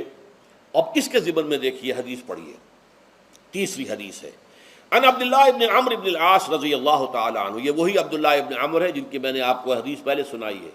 یہ ساری رات کھڑے رہتے تھے پوری رات اور ہر روز روزہ رکھتے تھے، جس پر حضور نے منع کیا، لا تفعل، مت کرو ایسا۔ رضی اللہ عنہما، یہ خود بھی صحابی ہیں اور ان کے والد عمرو بن العاص بھی صحابی ہیں۔ ان رسول اللہ صلی اللہ علیہ وسلم قال، کہ اللہ کے رسول صلی اللہ علیہ وسلم نے فرمایا، الصیام والقرآن یشفعان للعبد، روزہ اور قرآن بندے کے حق میں شفاعت کریں گے۔ یقول الصیام، روزہ یہ عرض کرے گا اللہ کی جناب میں، اے رب پروردگار، انی منعتہ الطعام والشہوات بالنہار، میں نے تیرے اس بندے کو دن کے دوران کھانے پینے سے اور اپنی شہوت کا تقاضا پورا کرنے سے روکے رکھا، یہ میری وجہ سے روکا رہا، تو میری شفاعت اس کے حق میں قبول فرما، فشفعنی فیہ، میری شفاعت اس کے حق میں قبول فرما۔ ویقول القرآن، قرآن کیا کہے گا، منعتہ النوم باللیل، میں نے اسے رات کے وقت سونے سے، نیند سے روکے رکھا، فشفعنی فیہ، تو اس کے حق میں میری شفاعت قبول فرما۔ حضور فرماتے ہیں فیشفعان، ان دونوں کی شفاعت قبول کی جائے گی۔ یہ ہے قیام اللیل۔ یہ قیام اللیل صرف تراویح کی نماز سے جو پڑھ لی جاتی ہے، اور ہمارے ہاں تو یہ ہے، وہاں کم سے کم یہ تو تھا، صحابہ کرام کھڑے ہوتے تھے تو جو قاری پڑھ رہا ہوتا تھا وہ ان کے دل میں اترتا جاتا تھا، اس کا مضمون اور مفہوم جو ہے ان کو معلوم ہے، لہذا وہ اس کی زبان سے نکلا ہوا ہر لفظ ان کے قلب کی گہرائیوں تک اتر رہا ہے۔ یہاں تو یہ ہے، پیرٹ لائک حافظ ہے، اسے خود پتہ نہیں میں کیا پڑھ رہا ہوں، اکثر حفاظ جو ہیں وہ عالم تو نہیں ہوتے، اور جو سن رہے ہیں انہیں کچھ پتہ نہیں ہم نے کیا سنا ہے، تو ٹھیک ہے، کم سے کم ثواب تو انہیں ملے گا کہ انہوں نے وقت نکالا ہے، 1 گھنٹہ ہی اضافی صحیح، لیکن بہرحال اس کا وقت تو انہوں نے نکالا ہے، محنت کی ہے، کھڑے رہے ہیں، ثواب ملے گا۔ لیکن جو مقصد ہے وہ حاصل نہیں ہوتا۔ اس مقصد کے حصول کے لیے اول تو قیام اللیل کی کم سے کم مدت 1/3۔ اگر کوئی شخص فرض کیجئے کہ اس کے ہاں کوئی اور انتظام نہیں ہے، جیسا کہ ہمارے ہاں ہم نے انتظام کیا ہے، بڑے بڑے شہروں میں دورہ ترجمہ قرآن، اس میں ہمیں 5 گھنٹے لگ جاتے ہیں، نصف شب کے قریب ترین جو ہے معاملہ ہو جاتا ہے۔ اس میں کیا ہوتا ہے کہ ہر 4 رکعت سے پہلے جو اس کے اندر پڑھا جانا ہے حصہ قرآن کا، اس کا پہلے ہم مطالعہ کرتے ہیں بیٹھ کر، ترجمہ اور کچھ موٹے موٹے نکات کی جو ہے وضاحت، پھر کھڑے ہو گئے اور قاری صاحب کے پیچھے 4 رکعتوں کے اندر وہ 4 رکوع یا جتنے بھی ہیں پڑھ لی، سن لی، پھر بیٹھ گئے 4 کے بعد، پھر اگلی 4 رکعتوں کے اندر جو کچھ پڑھا جانے والا ہے اس کا ترجمہ، اس کی تفہیم ہو گئی، پھر کھڑے ہو گئے، پھر سن لیا۔ اس طریقے سے 5-6 گھنٹے میں تراویح ختم ہوئی، تو تراویح بھی ہو گئی، حضرت عمر کے اجتہاد پر عمل بھی ہو گیا، 20 تراویح ہو گئی، لیکن یہ ہے کہ اس کے ساتھ جو اصل غرض و غایت ہے قیام اللیل کی وہ بھی حاصل ہو گئی۔ یہ ہم نے 17 سال پہلے شروع کیا تھا یا 18 سال پہلے، اور وہ انشاءاللہ اللہ کے فضل و کرم سے اب چل رہا ہے، بڑے بڑے شہروں میں ہو رہا ہے، لاہور میں جن مقامات پر ہو رہا ہے وہ تازہ جو ندائے خلافت ہے اس کے اندر آپ اس کی فہرست دیکھ لیں، کراچی میں تو اس سے غالباً 3 گنا مقامات کے اوپر وہ کام ہو رہا ہے، اور دوسرے شہروں میں بھی ہو رہا ہے۔ تو اس سے در حقیقت وہ غرض و غایت، وہ حکمت جو ہے پوری ہوتی ہے کہ یہ دونوں چیزیں پیرلل ہیں۔ من صام رمضان ایمانا واحتسابا غفر له ما تقدم من ذنبه ومن قام رمضان ایمانا واحتسابا غفر له ما تقدم من ذنبه، تو صیام اور قیام جو ہے ان دونوں کا حق ادا ہو جاتا ہے۔ تو یہ ہے شہر رمضان الذی انزل فیہ القرآن ھدی للناس وبینات من الھدی والفرقان فمن شہد منکم الشہر فلیصم ومن کان مریضا او علی سفر فعدۃ من ایام اخر یرید اللہ بکم اليسر ولا یرید بکم العسر ولتکملوا العدۃ ولتکبروا اللہ علی ما ھداکم ولعلکم تشکرون۔ اب جو آخری لفظ ہے لعلکم تشکرون، اب اس کی وضاحت سمجھیے۔ اور رمضان کے یہ 2 پروگرام جب پیرلل ہو جائیں گے، جب دونوں کی پابندی کی جائے گی، تو اس کا حاصل کیا ہے؟ اس بات کو سمجھنے کے لیے سب سے پہلے آپ اس کو سمجھیے کہ جسے ہم خود ہی کہہ رہے تھے، جسے ہم سیلف کہہ رہے تھے، اپنی انا کو مضبوط کرنا، سیلف کنٹرول، ایگو جو ہے وہ پوری طرح قابو یافتہ ہو ایڈ اور لیبیڈو پر، اصل میں اس سے مراد کیا ہے؟ اس پر میں نے تفصیل سے بحث کی ہے عظمت صوم نامی اپنے کتابچے میں۔ ویسے یہ ہے کہ وہ مشکل ہے، ذرا فلسفیانہ اس کا انداز ہے، لیکن یہ ہے کہ وہی باتیں آسان الفاظ میں، جو دوسرا کتابچہ ہے عظمت صیام و قیام رمضان مبارک، وہ آسان ہے۔ اگرچہ یہ دونوں بہت ہی محدود تعداد میں ہمارے پاس ہیں، لیکن یہ کہ میں نے ذکر کر دیا، جو حضرات لینا چاہیں وہ لے لیں۔ لیکن یہ ہے کہ اس میں اصل پس منظر کیا ہے؟ دیکھیے، ہمارا جو وجود ہے انسان کا، یہ کمپوزٹ ہے، مرکب ہے۔ ہمارے دو وجود ہیں جو جوڑ دیے گئے ہیں۔ کیسے جوڑ دیے گئے ہم نہیں جانتے، لیکن ہے دو وجود۔ ایک وجود حیوانی ہے، میں نے عرض کیا تھا پہلے ہی، ہر انسان ایک حیوان بھی ہے مکمل، سارے حیوانی تقاضے ہمارے اندر بھی ہیں۔ لیکن حیوان اور انسان میں بنیادی فرق یہ ہے کہ انسان کا جو اصل وجود ہے وہ روحانی ہے۔ اس روحانی وجود کی وجہ سے انسان کا وہ مقام ہوا کہ تمام فرشتوں کو اس کو سجدہ کرنے کا حکم دیا گیا۔ فَإِذَا سَوَّيْتُهُ وَنَفَخْتُ فِيهِ مِن رُوحِي فَقَعُوا لَهُ سَاجِدِينَ۔ فرشتوں سے کہہ دیا گیا تھا کہ میں ایک بشر پیدا کرنے والا ہوں مٹی سے، جب میں اسے پیدا کر لوں اور اس کی ناک پلک سنوار دوں، نوک پلک درست کر دوں، تو پھر اس کے سامنے اور اس میں اپنی روح میں سے پھونک دوں تو گر پڑنا اس کے سامنے سجدے میں۔ حیوان انسان اور انسان روحانی، یہ دونوں مل کر اب آدم بنے ہیں۔ نمبر دو، اس حیوان انسان کا وجود زمین سے ہے، مٹی سے پیدا کی، مٹی سے، گارے سے، طین لازب سے، چپچکانے والے گارے سے، وہ جس میں کہ بدبو پیدا ہو جائے، یہ ساری باتیں کہی گئی ہیں۔ اور سائنس بھی کہتی ہے مٹی سے پیدا ہوئے، کیسے پیدا ہوئے اس میں اختلاف ہے، لیکن یہ کہ ہے مٹی ہماری اوریجن، قرآن بھی کہتا ہے اور سائنس بھی کہتی ہے۔ اور ہمارے وجود کو جب وہ تھک جائے، مزمحل ہو جائے، اس کی انرجی کم ہو جائے، تو اس کے لیے جو غذا ہے، جو تقویت ہے، وہ بھی ساری زمین سے آ رہی ہے۔ آپ نے پھل کھائے، آپ نے گندم کھائی، آپ نے چاول کہاں سے آ رہے ہیں؟ اچھا، بکری کا گوشت کھایا تو بکری کا گوشت کس چیز سے بنا ہے؟ اس نے گھاس کھائی ہے، اس نے پتے کھائے ہیں، وہیں سے تو بنا ہے نا۔ الٹیمیٹ سورس آپ کے وجود حیوانی کے لیے جو آ رہی ہے وہ زمین ہے۔ وجود روحانی کو بھی تقویت کی ضرورت ہے، وہ بھی مزمحل ہوتی ہے، کمزور ہو جاتی ہے، خاص طور پر جب کہ وجود حیوانی کا اس پر غلبہ ہو جائے، تب تو یوں سمجھیے کہ وہ بالکل بے ہوش ہو کر موت کے قریب پہنچ جاتی ہے۔ اس کی تقویت، اس کی غذا وہیں سے آئی ہے جہاں سے روح آئی ہے، وہ کلام ربانی ہے، روح ربانی۔ نفخت فیہ من روحی، من روحی، من روحی، میں پھونک دوں اس میں اپنی روح میں سے۔ روح کا تعلق ذات باری تعالیٰ کے ساتھ ہے۔ اسی طرح کلام ربانی کہاں سے آیا ہے؟ اللہ تعالیٰ کے پاس سے آیا ہے، یہ اس کی تقویت کا ذریعہ ہے۔ اب عام حالات میں کیا ہوتا ہے؟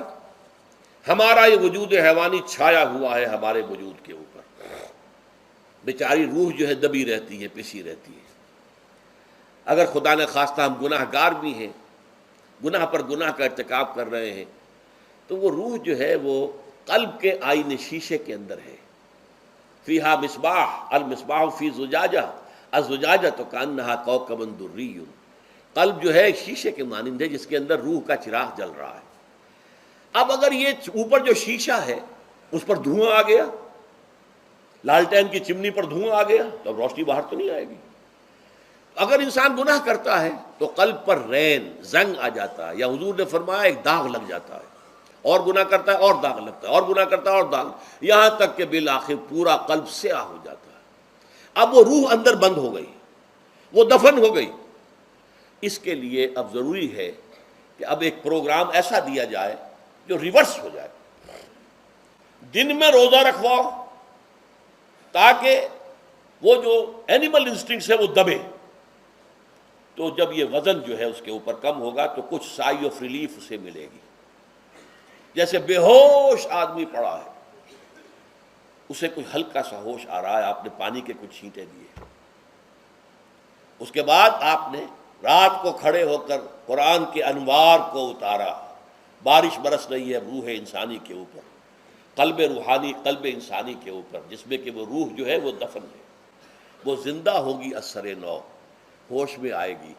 اور ہوش میں آئے گی تو دو کام ہوں گے، ایک تو اسے قرآن کی عظمت کا احساس ہوگا، یہ قرآن میری حیات تازہ کا ذریعہ بنا ہے، میں دب گئی تھی، میں پس گئی تھی، میں بے ہوش تھی، میں نیم مردہ تھی، اس قرآن کی بارش نے، یہ ترشح جو ہوا ہے مجھ پر، اس نے مجھے حیات تازہ عطا فرمائی۔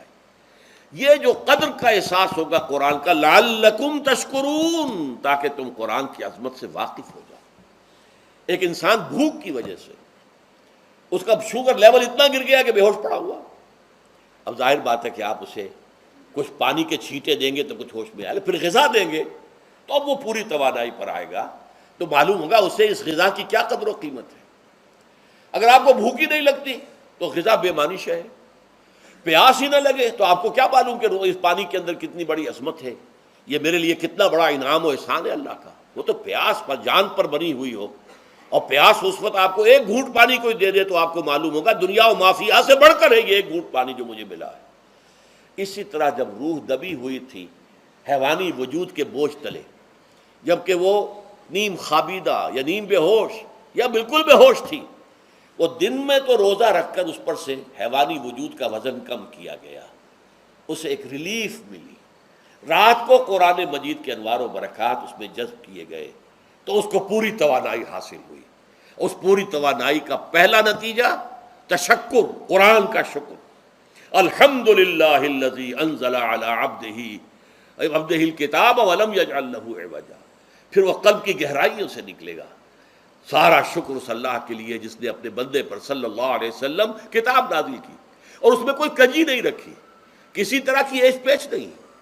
یا تبارک الذی نزل الفرقان علی عبدہ لیکون للعالمین نصیرا، بڑی بابرکت ہے وہ ذات جس نے اپنے بندے پر فرقان نازل فرمایا تاکہ وہ تمام جہان والوں کے لیے نذیر اور خبردار کرنے والا بن جائے۔ یہ قرآن کی عظمت کا احساس، اور ظاہر بات ہے جس قدر کسی نعمت کی قدر و قیمت کا احساس ہوگا اسی قدر تو آپ شکر ادا کریں گے۔ اگر آپ نے کسی بچے کے ہاتھ پر ہیرا رکھ دیا، اسے کیا پتا یہ ہیرا کس بلا کا نام ہوتا ہے، وہ سمجھے گا کانچ کا ٹکڑا ہے۔ لیکن اگر کوئی واقعتاً کو جوہر شناس ہو، جوہری ہو، اس کو آپ ہیرا دیں گے تو اسے معلوم ہے کہ مجھے کیا چیز دی گئی ہے۔ اس کے اندر جو شکر پیدا ہوگا وہ اس بچے کے اندر تو نہیں پیدا ہو سکتا جسے معلوم ہی نہیں۔ تو قرآن مجید کی اصل عظمت سے انسان واقف کب ہوگا؟ جبکہ اس کے ذریعے سے اس کی روح کو ایک حیات تازہ مل جائے اور اس طرح وہ پروگرام ریورس ہو جائے جو عام طور پر چل رہا تھا، ساری توجہ اپنے جسم پر، اس کے تقاضوں پر۔ جسم میں تھوڑی سی پھنسی نکل آئی ہے، بھاگ رہے دوڑ رہے ہیں اس کے علاج کے لیے۔ کوئی اور مرض لاحق ہو گیا ہے، بھاگ رہے ہیں دوڑ رہے ہیں اس کے علاج کے لیے، بڑی بڑی فیسیں بھی دے رہے ہیں۔ ساری جسم کی پرواہ ہے نا، روزانہ نہا رہے ہیں اور اچھے سے اچھا صابن لا کر نہا رہے ہیں، وہ جسم کی پرواہ ہے نا، اس کی دیکھ بھال ہے، روح کی طرف توجہ ہی نہیں۔ یہ ہے وہ بات جو کہی گئی ہے سورہ حشر میں، اور جسے علامہ اقبال نے پھر اپنے فلسفہ خودی کی اساس اور سورس قرار دیا ہے۔ وَلَا تَكُونُوا كَالَّذِينَ نَسُوا اللَّهَ فَأَنسَاهُمْ أَنفُسَهُمْ أُولَٰئِكَ هُمُ الْفَاسِقُونَ۔ دیکھو اے مسلمانوں، ان لوگوں کے مانند نہ ہو جانا جنہوں نے اللہ کو بھلا دیا تو اللہ نے انہیں اپنے آپ سے غافل کر دیا، اور یہی لوگ فاسق و فاجر ہیں۔ یہ سوال پیدا ہوتا ہے کہ انسان اپنے آپ سے کہاں غافل ہوتا ہے؟ کیا اپنے وجود حیوانی سے غافل ہوتا ہے؟ کیا بھوک لگتی ہے تو وہ ادھر ادھر منہ نہیں مارتا، غذا کو حاصل کرنے کے لیے کوشش نہیں کرتا؟ پیاس لگتی ہے تو کیا پانی یا کوئی اور مشروب تلاش نہیں کرتا؟ کوئی بیماری لاحق ہوتی ہے تو کیا اس کے علاج کی طرف توجہ نہیں کرتا؟ اسے آرام کی حاجت ہوتی ہے تو آرام نہیں لیتا؟ اپنے اس وجود سے تو غافل نہیں۔ کون سے وجود سے غافل ہوا ہے؟ وہ روحانی وجود سے غافل ہے۔ بھول گیا کہ میرے اندر روحانی وجود بھی ہے اور اس کا تعلق ذات باری تعالیٰ کے ساتھ ہے۔ اس نے سمجھا کہ میں بس حیوان ہوں، نرا حیوان ہوں، اپنے اس وجود کی اصل حقیقت ہی سے بے خبر، غافل۔ چنانچہ آج کے دور کا سب سے بڑا المیہ کیا ہے؟ ڈاروین کے نظریے کے جو اثرات پیدا ہوئے ہماری معاشرت پر، ہماری سوچ پر، ہمارے فکر پر، ہمارے فلسفے پر، ہماری سوشولوجی پر، وہ کیا ہے کہ ہم بھی نرے حیوان ہیں۔ اللہ اللہ خیر سلام۔ یہ سب سے بڑی محرومی ہے اس دور کی کہ انسان اپنے اصل شرف سے خود ہی مستعفی ہو گیا۔ ہمارا کوئی وجود ہے ہی نہیں روحانی وغیرہ، روح کسے کہتے ہیں ہم نہیں جانتے، بس یہ جسم ہے۔ ہم اللہ کو نہیں جانتے کون ہے کون نہیں ہے، ہوگا ہم تو اس کائنات کو جانتے ہیں۔ ہم روح سے واقف نہیں، ہم تو اپنے جسم کو واقف ہیں۔ آخرت واخرت سے ہمیں کچھ پتہ نہیں، شاید ہو شاید نہ ہو، کچھ پتہ نہیں، لیکن یہ زندگی تو ہے، اسے ہم جانتے ہیں۔ یہ ہے آج کے انسان کا سب سے بڑا المیہ، اور یہ ہے ماس اسکیل کے اوپر ارتداد، ذہنی طور پر مرتد ہو چکے ہیں انسانوں کی عظیم اکثریت مرتد ہو چکی ہے۔ یہ ہے در حقیقت کہ روزہ جو ہے اس پروگرام کو آ کر ریورس کرتا ہے۔ دن میں کھانے پینے، جنسی تقاضے پر پابندی، وہ وجود حیوانی کا وزن کچھ کم ہوا، روح جو دبی ہوئی تھی یا سسک رہی تھی یا بے ہوش تھی یا نیم مردہ تھی، اسے کچھ ریلیف ملا۔ اب اس کے اوپر قرآن مجید کے تیرے ضمیر پہ جب تک نہ ہو نزول کتاب، گرہ کشاہ نہ رازی نہ صاحب کشاف، ہمارے دلوں کے اوپر بارش ہو رہی ہو انوار قرآنی کی۔ وہ ظاہر بات ہے کہ بغیر سمجھے تو نہیں ہوگی بارش، وہ تو آپ کچھ سمجھ رہے ہوں گے تو بارش ہوگی، ورنہ تو یہ ہے کہ ٹھیک ہے میں پہلے بھی عرض کر چکا ہوں آپ کو ثواب تو ملے گا، لیکن یہ ہے کہ وہ اصل مقصد قرآن کی عظمت کا قلب کی گہرائیوں سے اعتراف جو ہے، اور اس پر اللہ کا شکر تو ادا ہوگا لعلکم تشکرون، جبکہ قرآن مجید جو ہے آپ کے قلب کے اوپر نازل ہے، اس کا مفہوم نازل ہے۔ اچھا، اس کا دوسرا نتیجہ کیا نکلتا ہے؟ جب وہ روح جو ہے وہ ہوش میں آئے گی، اس کو حیات تازہ مل گئی، وہ اپنے اصل مرکز اور منبع اور سرچشمہ کی طرف جو ہے متوجہ ہوگی۔ عربی زبان کا ایک مقولہ ہے، کل شیء یرجع الی اصلہ، ہر شے اپنی اصل جڑ کی طرف جو ہے لوٹتی ہے۔ ہمارا وجود حیوانی زمین سے زمینی کی طرف لوٹتا ہے، یعنی مرنے کے بعد زمینی میں چلا جائے گا۔ اور نمبر دو، دنیا میں بھی زمینی خواہشات، زمینی تمنائیں، آرزویں وہ ہیں، وَلَٰكِنَّهُ أَخْلَدَ إِلَى الْأَرْضِ، جیسے کہ سورہ وہ کہا گیا ہے بلعام بن باعورہ کے بارے میں سورہ اعراف میں، وہ تو زمین ہی کی طرف دھنستا چلا گیا۔ ہماری روح کا منبع اور سرچشمہ ذات باری تعالیٰ ہے، وہ امر رب ہے، لہذا فوراً انسان اپنے رب کی طرف متوجہ ہوتا ہے۔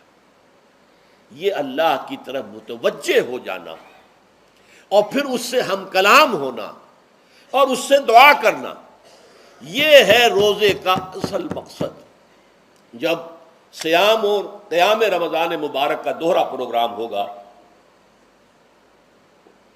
تو روح انسانی یا انسان کا حیوانی وجود اپنے مرکز کی طرف مائل پرواز تھا، حسن، اس کو کہہ لیجئے اپنے مرکز کی طرف مائل پرواز ہے روح، ہر شے اپنی اصل کی طرف لوٹتی ہے، لہذا یہ اللہ کی طرف متوجہ ہوگی۔ یہ اللہ تعالیٰ کی طرف متوجہ ہونے کا معاملہ دنیا میں رہا ہے کہ لوگ کہیں جنگلوں میں جا کر تپسیائیں کر کے، غاروں میں بیٹھ کے، بڑی بڑی ریاضتیں کر کے کیا چاہتے تھے؟ مجھ کو ہے تیری جستجو، مجھ کو تیری تلاش ہے، خالق میرے کہاں ہے تو، مجھ کو تیری تلاش ہے۔ میں نے یہ نظم جو ہے تقریباً 6 سال جو ہے ہر روز صبح، ہمارا جو ہائی اسکول تھا اس میں جو صبح پریئر ہوتی تھی، لوگ سب جمع ہوتے تھے، پورا اسکول جو ہے اس کے ہمارے طلباء، تو یہ نظم جو ہے پڑھی جاتی تھی، مجھ کو ہے تیری جستجو، مجھ کو تیری تلاش ہے، خالق میرے کہاں ہے تو، مجھ کو تیری تلاش ہے۔ روح انسانی چاہتی ہے اللہ کا تقرب، اللہ کے قریب ہونا، اللہ سے رشتہ استوار کرنا۔ یہ وجود حیوانی حائل ہے اس کے راستے میں، یہ حیات دنیاوی اس کے لیے پنجرہ بن گئی ہے، اس روح کے لیے یہ ایک در حقیقت ایک قید خانہ ہے، جیسے کہ حضور نے فرمایا کہ الدنیا سجن المومن وجنت الکافر، مومن کے حق میں یہ دنیا قید خانہ ہے، اس کی روح جو ہے یہاں آ کر اس جسد حیوانی کے اندر جو ہے وہ دفن ہو گئی ہے، قید خانہ ہے، اس پنجرے میں بند ہو گئی ہے۔ تو لیکن وہ کافر کے لیے یہی باغ و بہار ہے، یہیں پر عیش کرنے ہیں، یہیں پر مزے لوٹنے ہیں۔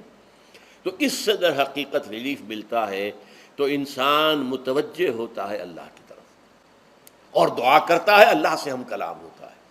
یہ ہے در حقیقت روزے اور رمضان کا جو دوسرا نتیجہ نکلتا ہے اور بلند ترین نتیجہ ہے، اس کا ذکر ہے آیت نمبر 4 میں۔ اور یہ کہ بہت سے لوگ ایسے ہیں جو قرآن مجید میں نظم کے بہت قائل ہیں، لیکن میں حیران ہوں کہ اس نظم کے اندر اس کے ربط اور رشتے کو وہ تلاش کرنے سے قاصر رہے۔ وَإِذَا سَأَلَكَ عِبَادِي عَنِّي فَإِنِّي قَرِيبٌ، جب روح بیدار ہو جائے گی، اسے حیات تازہ ملے گی، تو اے نبی میرے بندے جب آپ سے پوچھیں میرے بارے میں، وہ میرا تقرب چاہتے ہیں، میرا قرب چاہتے ہیں، وہ چاہتے ہیں مجھ سے ہم کلام ہونا، وہ چاہتے ہیں کہ مجھے ان کے ساتھ، ان کو میرے ساتھ ایک نسبت مل جائے۔ وَإِذَا سَأَلَكَ عِبَادِي عَنِّي فَإِنِّي قَرِيبٌ، انہیں بتا دیجیے میں قریب ہی ہوں، میں دور نہیں ہوں۔ اور آیا ہے سورہ قاف میں نحن اقرب الیہ من حبل الورید، جو شہ رگ ہے انسان کی اس سے بھی زیادہ قریب ہوں میں اس سے. نوٹ کیجئے کیسے اس کی روح کا تعلق میری ذات کے ساتھ ہے براہ راست. اس کی مثال بھی میں دے چکا ہوں کئی اپنے کتابوں کے اندر. عظمت صوم نامی کتاب سے پڑھیں گے جو حضرات بھی سمجھ سکے پوری طرح اس کو، اس کے اندر یہ بات بیان ہوئی. اور اسی لیے دیکھیے حدیث آخری پڑھ لیجئے کہ حضور نے قرار دیا ہے کہ روزہ جو ہے تمام عبادات کے اندر ایک بالکل منفرد شان کا حامل ہے. وعن ابی ہریرہ رضی اللہ تعالی عنہ، اور یہ متفق علیہ روایت ہے بخاری اور مسلم دونوں کی. قال رسول اللہ صلی اللہ علیہ وسلم قال اللہ عز وجل، اسے حدیث قدسی کہتے ہیں. حضور نے فرمایا کہ اللہ فرماتا ہے. تو یہ حدیث بھی ہو گئی کہ حضور نے ہمیں بتائی، اور حدیث قدسی ہو گئی کہ اللہ کا قول ہے جو حضور نقل کر رہے ہیں. قرآن مجید وحی جلی ہے، یہ وحی خفی ہے، لیکن یہ عام حدیثوں کے مقابلے میں اس کا مرتبہ اور مقام بہت بلند ہے کہ حضور فرما رہے کہ اللہ فرماتا ہے. یقول اللہ عز وجل کل عمل ابن آدم لہو، ابن آدم کا ہر عمل ہر نیکی اس کے اپنے لیے، اپنے فائدے کے لیے. الا الصوم، سوائے روزے کے. فإنہ لی وأنا اجزی بہ یا اجزا بہ، یہ میرے لیے ہے اور میں خود ہی اس کی بدلہ دوں گا یا میں خود ہی اس کا بدلہ ہوں. یہ دونوں ترجمے ہیں.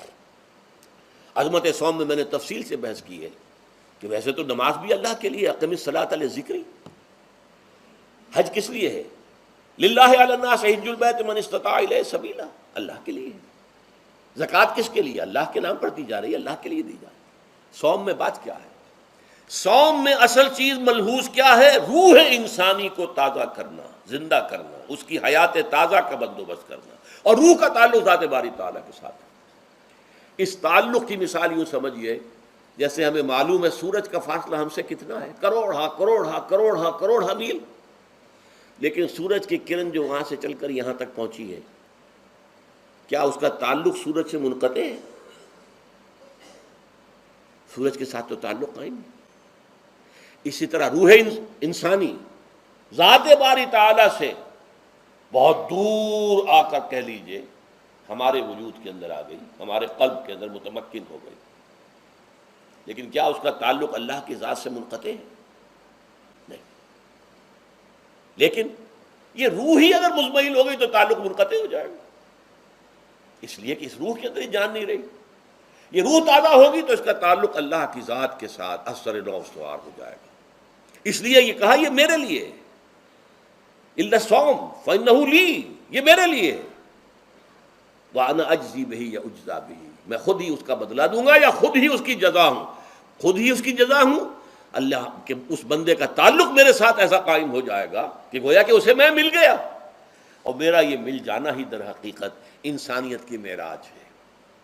اور دعا کے بارے میں جان لیجئے کہ حضور نے فرمایا الدعاء مخ العبادہ، دعا جو ہے عبادت کا اصل جوہر ہے، لب لباب ہے. اور یہ بھی کہا الدعاء هو العبادہ، دعا ہی اصل عبادت ہے، دعا ہی اصل عبادت. دعا جو ہے وہ روح ہے اس کی. اور علامہ اقبال نے اپنے لیکچرز میں جو یہ خطبہ رکھا ہے اس موضوع کے لیے، میننگ آف پریئر ان اسلام، بڑا عظیم ہے. اس نے جو نقشہ کھینچا ہے کہ یہ پریئر کیا ہے؟ انائے صغیر، یہ ایگو میرا، میری انا، میری خودی، انائے صغیر انائے کبیر کے روبرو آتی ہے. انائے کبیر اللہ، اننی انا اللہ لا الہ الا انا. یہ انا، انائے کبیر اللہ کی انا، وہ عظیم انا، اور یہ چھوٹی سی محدود سی انا. تو ہے محیط بے کراں، میں ہوں ذرا سی آبجو، یا مجھے ہم کنار کر یا مجھے بے کنار کر. اقبال نے پتہ نہیں کس جگہ کس کیفیت میں ڈوب کر یہ شعر کہا ہے. اے اللہ تو تو ایک ایسے سمندر کے مانند ہے کہ جس کا کنارہ ہی نہیں، اور میں چھوٹی سی ایک پانی کی ایک چھوٹی سی ندی ہوں، آبجو ہوں چھوٹی سی. اب کیا شکل ہے؟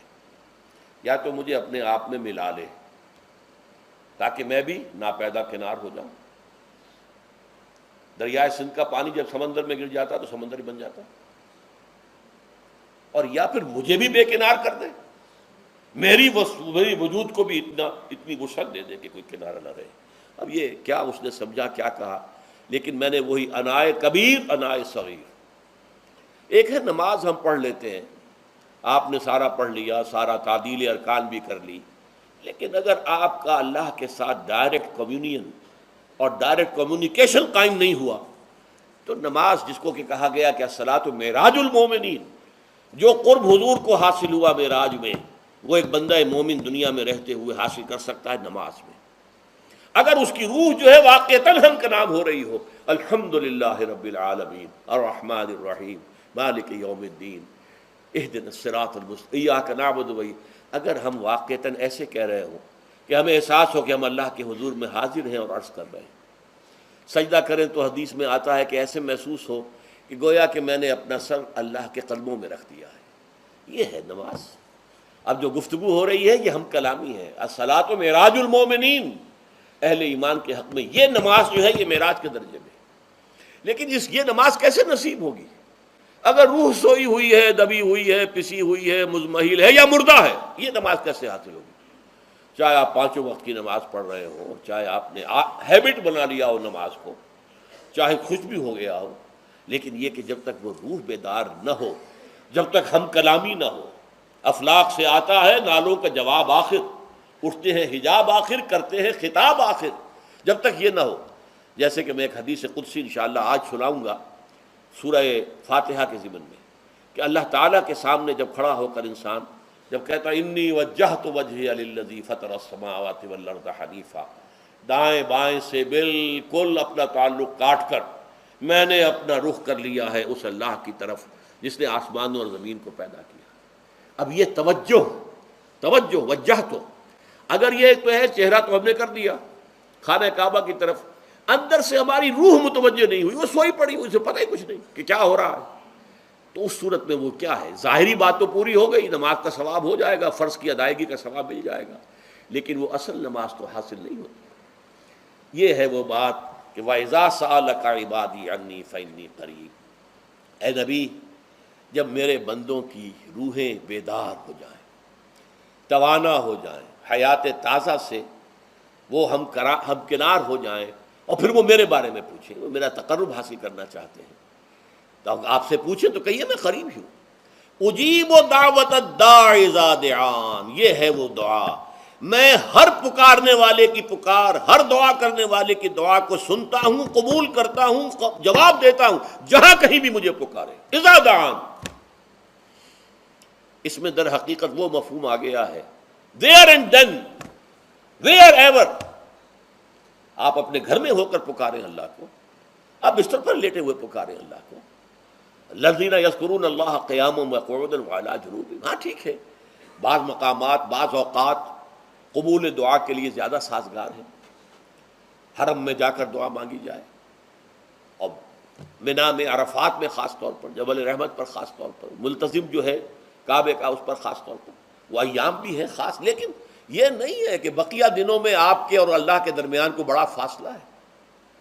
یہ سارا دنیا میں مشرکانہ نظاموں نے تصور پیدا کیا، اللہ تو دور ہے دور ہے دور ہے دور ہے، پاک ہے پاک ہے پاک، تم ناپاک ہو ناپاک ہو ناپاک ہو، اور تم تو بڑی پستی میں پڑے ہو، تم اللہ سے براہ راست ہم کلام نہیں ہو سکتے. کوئی درمیانی چاہیے، کوئی لنکس چاہیے، کوئی پجاری ہوگا، کوئی پروہت ہوگا، کوئی پنڈت ہوگا، کوئی پیر ہوگا، کوئی پادری ہوگا، کوئی پوپ ہوگا، اس کے ذریعے سے تم اللہ سے ہم کلام ہو، خود نہیں. اور جب ذریعے بیچ میں آ گئے تو ان کی مٹھی گرم کرو، ان کی چاپلوسی کرو، ان کو بھی جو ہے چادریں چڑھاؤ، ان کو نذرانے پیش کرو. یہ ہے بدترین ایکسپلائٹیشن جو مذہب کے ذریعے سے نوع انسانی کی ہوئی ہے. یہ 2 ایکسپلائٹیشن دنیا میں ہوئی ہے تاریخ انسانی میں. ایک بادشاہوں کی طرف سے خراج دو ہمیں، محنت تم کرو گے کھیت میں، آدھا حصہ ہمارے پاس آئے گا، ہم عیش کریں گے، ہم اسٹینڈنگ آرمیز رکھیں گے تاکہ ذرا تم بغاوت کرو تو تمہارا سر کچل دیا جائے. یہ ایکسپلائٹیشن بدترین. مانگنے والا گدا ہے، صدقہ مانگے یا خراج. دوسری طرف ہم بادشاہ ہیں، ہم چندر بنسی سورج بنسی خاندان ہیں، ہم راجپوت ہیں، حکومت کرنا ہمارا حق ہے. اور یہ پنڈت پروہت جو ہے وہ بھی کہیں گے کہ ٹھیک ہے، نصف لی و نصف لک وہذا قوم جاہلون، یہ عوام جو ہے ان کا خون چوسو، ہمیں یہ نذرانے پیش کریں، بتوں کو آ کے چڑھاوے چڑھائیں اور تمہیں خراج دیں اور ٹیکس دیں. They are to be exploited. Exploit ہو رہا. اسلام نے آ کر دونوں کا خاتمہ کیا. کوئی ملوکیت نہیں. زکوٰۃ ہے تو غربا کے لیے، بادشاہ کے لیے نہیں ہے. یہ تو غربا کے لیے، لہذا کوئی ٹیکس نہیں. نمبر 2، اللہ سے ہم کلام ہونے کے لیے کسی دربان، کسی جو ہے پہرے دار کی مٹھی گرم کرنے کی ضرورت نہیں. جب چاہو ہم کلام ہو جاؤ. دل کے آئینے میں ہے تصویر یار، جب ذرا گردن جھکائی دیکھ لی. یہ تو تم ہماری طرف متوجہ نہیں ہوتے. ہم تو ہر وقت کہتے ہیں، ہر شب کو آخری لمحات جو ہیں، آخری جو گھنٹے ہیں رات کے، سمائے دنیا تک ہم نزول فرما لیتے ہیں تمہارے لیے. اور پکارنے والا پکارتا ہے، حل من مستغفر فاغفر له. ہے کوئی استغفار کرنے والا کہ میں اسے بخش دوں؟ حل من سائل فاعطیہ. ہے کوئی مانگنے والا کہ میں اسے عطا کروں؟ تم ہی سوئے رہتے ہو، انٹا غفیر رہتے ہو، تمہیں ہماری طرف توجہ نہیں ہے. اگر ہماری طرف متوجہ ہو جاؤ تو جیسے کہ اقبال نے کہا کہ میرے لیے یہ دربان جو ہے، پیران کلیسا کو کلیسا سے اٹھا دو. کیوں خالق و مخلوق میں حائل رہے پردے. اور یہ میں نے کئی مرتبہ بیان کیا ہے. ہمارے ہاں وہ پی پی پی جو جماعت بنی تھی ایک، اب اس میں 2 پییں اور ایڈ ہو گئی ہیں. پی پی پی، پھر وہ پیٹریٹ، اور اس سے آگے اپنی پہلے پارلیمنٹیرین کی پی آ گئی اور پھر پیٹریٹ کی آ گئی. 5 پیز ہو گئی. اسی طرح گنتی ہے ہندوستان میں پنڈت، پروہت اور پجاری. 3 پے تو یہاں تھی. پیر، ایران کا پیر، اور پوپ اور پادری، یہ سب پے سے شروع ہوتے ہیں الفاظ. اور یہ سب در حقیقت جو ہے شروع ہونے والے الفاظ، یہ در حقیقت انسانوں کی بدترین ایکسپلائٹیشن کا ذریعہ ہے. وَإِذَا سَأَلَكَ عِبَادِي عَنِّي فَإِنِّي قَرِيبٌ أُجِيبُ دَعْوَةَ الدَّاعِ إِذَا دَعَانِ فَلْيَسْتَجِيبُوا لِي. ہاں ایک تقاضا ہے، لیکن اس سے پہلے یہ بات سمجھ لیجئے، میں اس آیت کو میگنا کارٹا جسے کہا جاتا ہے حقوق انسانی کا سب سے بڑا چارٹر، میں اس سے کہیں بڑا چارٹر قرار دیتا ہوں. کہ اللہ کہتا ہے مجھ سے ہم کلام ہونے کے لیے کسی واسطے کی، کسی وسیلے کی کوئی حاجت نہیں. جب چاہو مجھ سے ہم کلام ہو جائے. ہاں ایک شرط ہے، فَلْيَسْتَجِيبُوا لِي.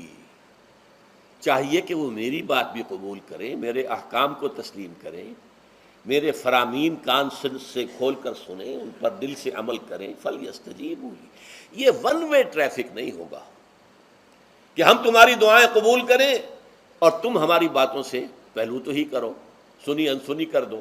یہ نہیں ہوگا. یہ ایک 2 وے تعلق ہے، جسے آج کل کہا جاتا ہے بائی لیٹرل تعلق ہے. بائی لیٹرل تعلق ہے اللہ اور بندے کے درمیان. بندہ توبہ کرتا ہے معاصی سے، اللہ تعالیٰ بھی اس کے لیے بھی لفظ تواب ہے، وہ بھی اپنی رحمت کے ساتھ دوبارہ متوجہ ہو جاتا ہے.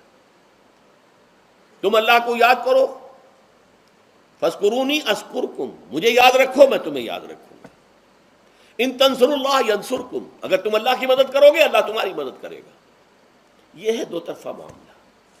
اسی طریقے سے تم چاہتے ہو کہ میں تمہاری دعائیں قبول کروں، اجیب دعوت الداعی اذا دعان، میں ہر پکارنے والے کی پکار کو سنتا ہوں جب اور جہاں، ویئر اینڈ وین وہ مجھے پکارے. لیکن لازم ہے فلیستجیبوا لی، وہ بھی میرا کہنا مانے، میرے فرامین کو کھلے کانوں سنے اور تہہ دل سے اس پر عمل کرے. ولیؤمنوا بی، اور مجھ پر ایمان پختہ رکھے، یقین اس کے ساتھ مجھے پکارے. لعلہم یرشدون، اب یہ سب سے بڑا لفظ آ گیا، تاکہ انہیں رشد حاصل ہو جائے. رشد، فوز، فلاح، رشد، یہ کئی الفاظ ہیں. فوز فائز، فلاح مفلحون، رشد راشدون. اور یہ لفظ استعمال ہوا صحابہ کرام کے لیے سورہ حجرات میں، اولئک ھم الراشدون. تو گویا کہ یہ بلند ترین منزل ہے انسان کے لیے اگر اس کا یہ تعلق اللہ کے ساتھ قائم ہو جائے، دعا کا ہم کلام ہونے کا رشتہ اس کو قبول مل جائے. اب آخری بات نوٹ کیجئے، آخری آیت جو ہے اس رکوع کی، بظاہر اس کا تعلق نہ روزے سے نہ رمضان سے، اکل حلال اکل حرام سے روکا گیا ہے. وَلَا تَأْكُلُوا أَمْوَالَكُمْ بَيْنَكُمْ بِالْبَاطِلِ، اور دیکھو اپنے مال آپس میں باطل طریقوں سے مت کھاؤ. وَتُدْلُوا بِهَا إِلَى الْحُكَّامِ، اور نہ ہی اپنے مالوں کے ذریعے سے حکام تک پہنچو، لِتَأْكُلُوا فَرِيقًا مِنْ أَمْوَالِ النَّاسِ بِالْإِثْمِ، کہ تم لوگوں میں سے کسی کا مال گناہ کے ساتھ ناجائز طور سے ہڑپ کر جاؤ، رشوت دے کر اور اپنے حق میں کوئی غلط فیصلہ کروا لو، وَأَنْتُمْ تَعْلَمُونَ، جانتے بوجھتے یہ کام نہ کرو۔ بظاہر تو نہ روزے سے تعلق ہے نہ رمضان سے، پھر اس رکوع میں کیسے آ گئے؟ بڑا گہرا تعلق ہے، اول و آخر کا تعلق ہے۔ پہلی آیت میں مجرد رمضان روزے کی جو فضیلت بیان کی گئی تھی یا حکمت، آیت کیا تھی؟ تقویٰ۔ یہ تقویٰ کا معیار ہے۔ تقویٰ جو ہے ظواہر کی بنیاد پر نہیں ہے، اگرچہ ظاہر بات ہے کہ ظواہر بھی دین کا حصہ ہے، حضور کسی وضع قطع اختیار کرنا یقیناً ایک نیکی کا کام ہے، ہر چیز میں حضور کے نقش قدم پر چلنا، لیکن یہ ظواہر پر نہیں ہے۔ تقویٰ دل میں ہو، التقویٰ ہا ہونا، التقویٰ ہا ہونا، التقویٰ ہا، 3 مرتبہ حضور نے اپنے سینہ مبارک اور قلب مبارک کی طرف اشارہ کر کے فرمایا تقویٰ یہاں ہوتا ہے، تقویٰ یہاں، جب یہاں ہوگا تو پورے وجود میں اثرات کر جائے گا۔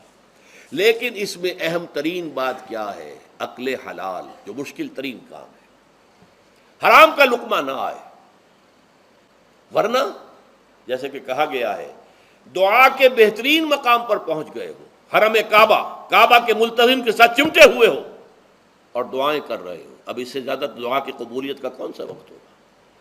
یا آپ کھڑے ہو گئے جبل رحمت کے اوپر سب سے اونچے مقام پر جا کر، اور آپ نے 2 گھنٹے سے ہاتھ اٹھائے ہوئے ہیں، اللہ اے اللہ یا رب یا رب، لیکن حضور نے فرمایا کہ ایسے بہت سے لوگ ہیں، رجل یطیل السفر اشخص اغبرا، ایک شخص ہے سفر کی وجہ سے بہت لمبا سفر کر کے دربادہ تھکا بازا ہے، اور اس کا وہ احرام جو ہے وہ بھی میلا کچیلا ہو چکا ہے۔ ظاہر بات ہے آج کی بات نہیں ہو رہی ہے، جبکہ آپ 4 گھنٹے میں تو پہنچ گئے جدہ، اور پھر 2 گھنٹے میں مکہ پہنچ گئے، اور جا کر 2 گھنٹے میں آپ نے جو ہے عمرہ کیا اور بات چھٹی، احرام کھل گیا۔ تو اس میں کہاں وہ احرام میلا ہوگا اور کہاں آپ کا بیل کچیل ہوگا اور کہاں آپ کے جسموں سے جو ہے پسینوں کی بو آئے گی؟ نہیں۔ لیکن جو یہ سب کرتے تھے اور پھر کعبے سے ملتزم سے چمٹ کر دعا کرتے تھے، یا رب یا رب، یمد یدہ الی السماء، وہ ہاتھ اٹھاتا ہے آسمان کی طرف، یا رب یا رب، وَأَنَّىٰ يُسْتَجَابُ لِذَٰلِكَ، اور اس شخص کی دعا کیسے قبول ہو؟ وَمَطْعَمُهُ حَرَامٌ، اس کے پیٹ میں جو غذا پڑی ہوئی ہے وہ حرام سے ہے، ملبسہ حرام، اس کا لباس جو اس نے پہنا ہوا ہے چاہے وہ احرام ہی ہے وہ حرام کے پیسے سے کمایا گیا تھا، وغذی بالحرام، اور اس کا پورا جسم جو ہے جس غذا سے یہ تن و توش تیار ہوا ہے وہ حرام کی غذا، ایسے آدمی کی دعا وہاں پہنچ کر بھی قبول نہیں ہوتی۔ لہذا تقویٰ کا اصل معیار عقل حلال، روزی حلال کی، اگر یہ نہیں ہے تو آپ نے متقیوں کی شکل بنا لی اور بہت ہی آپ نے اپنے ظاہر کو جو ہے بہت آراستہ پیراستہ کر لیا سنت رسول سے، لیکن اللہ کی نگاہوں میں اس کی کوئی قدر و قیمت نہیں ہوگی جب تک کہ آپ کا رزق حلال کرنا۔ بارک اللہ لی ولکم فی القرآن العظیم ونفعنی وإیاکم بالآیات والذکر الحکیم۔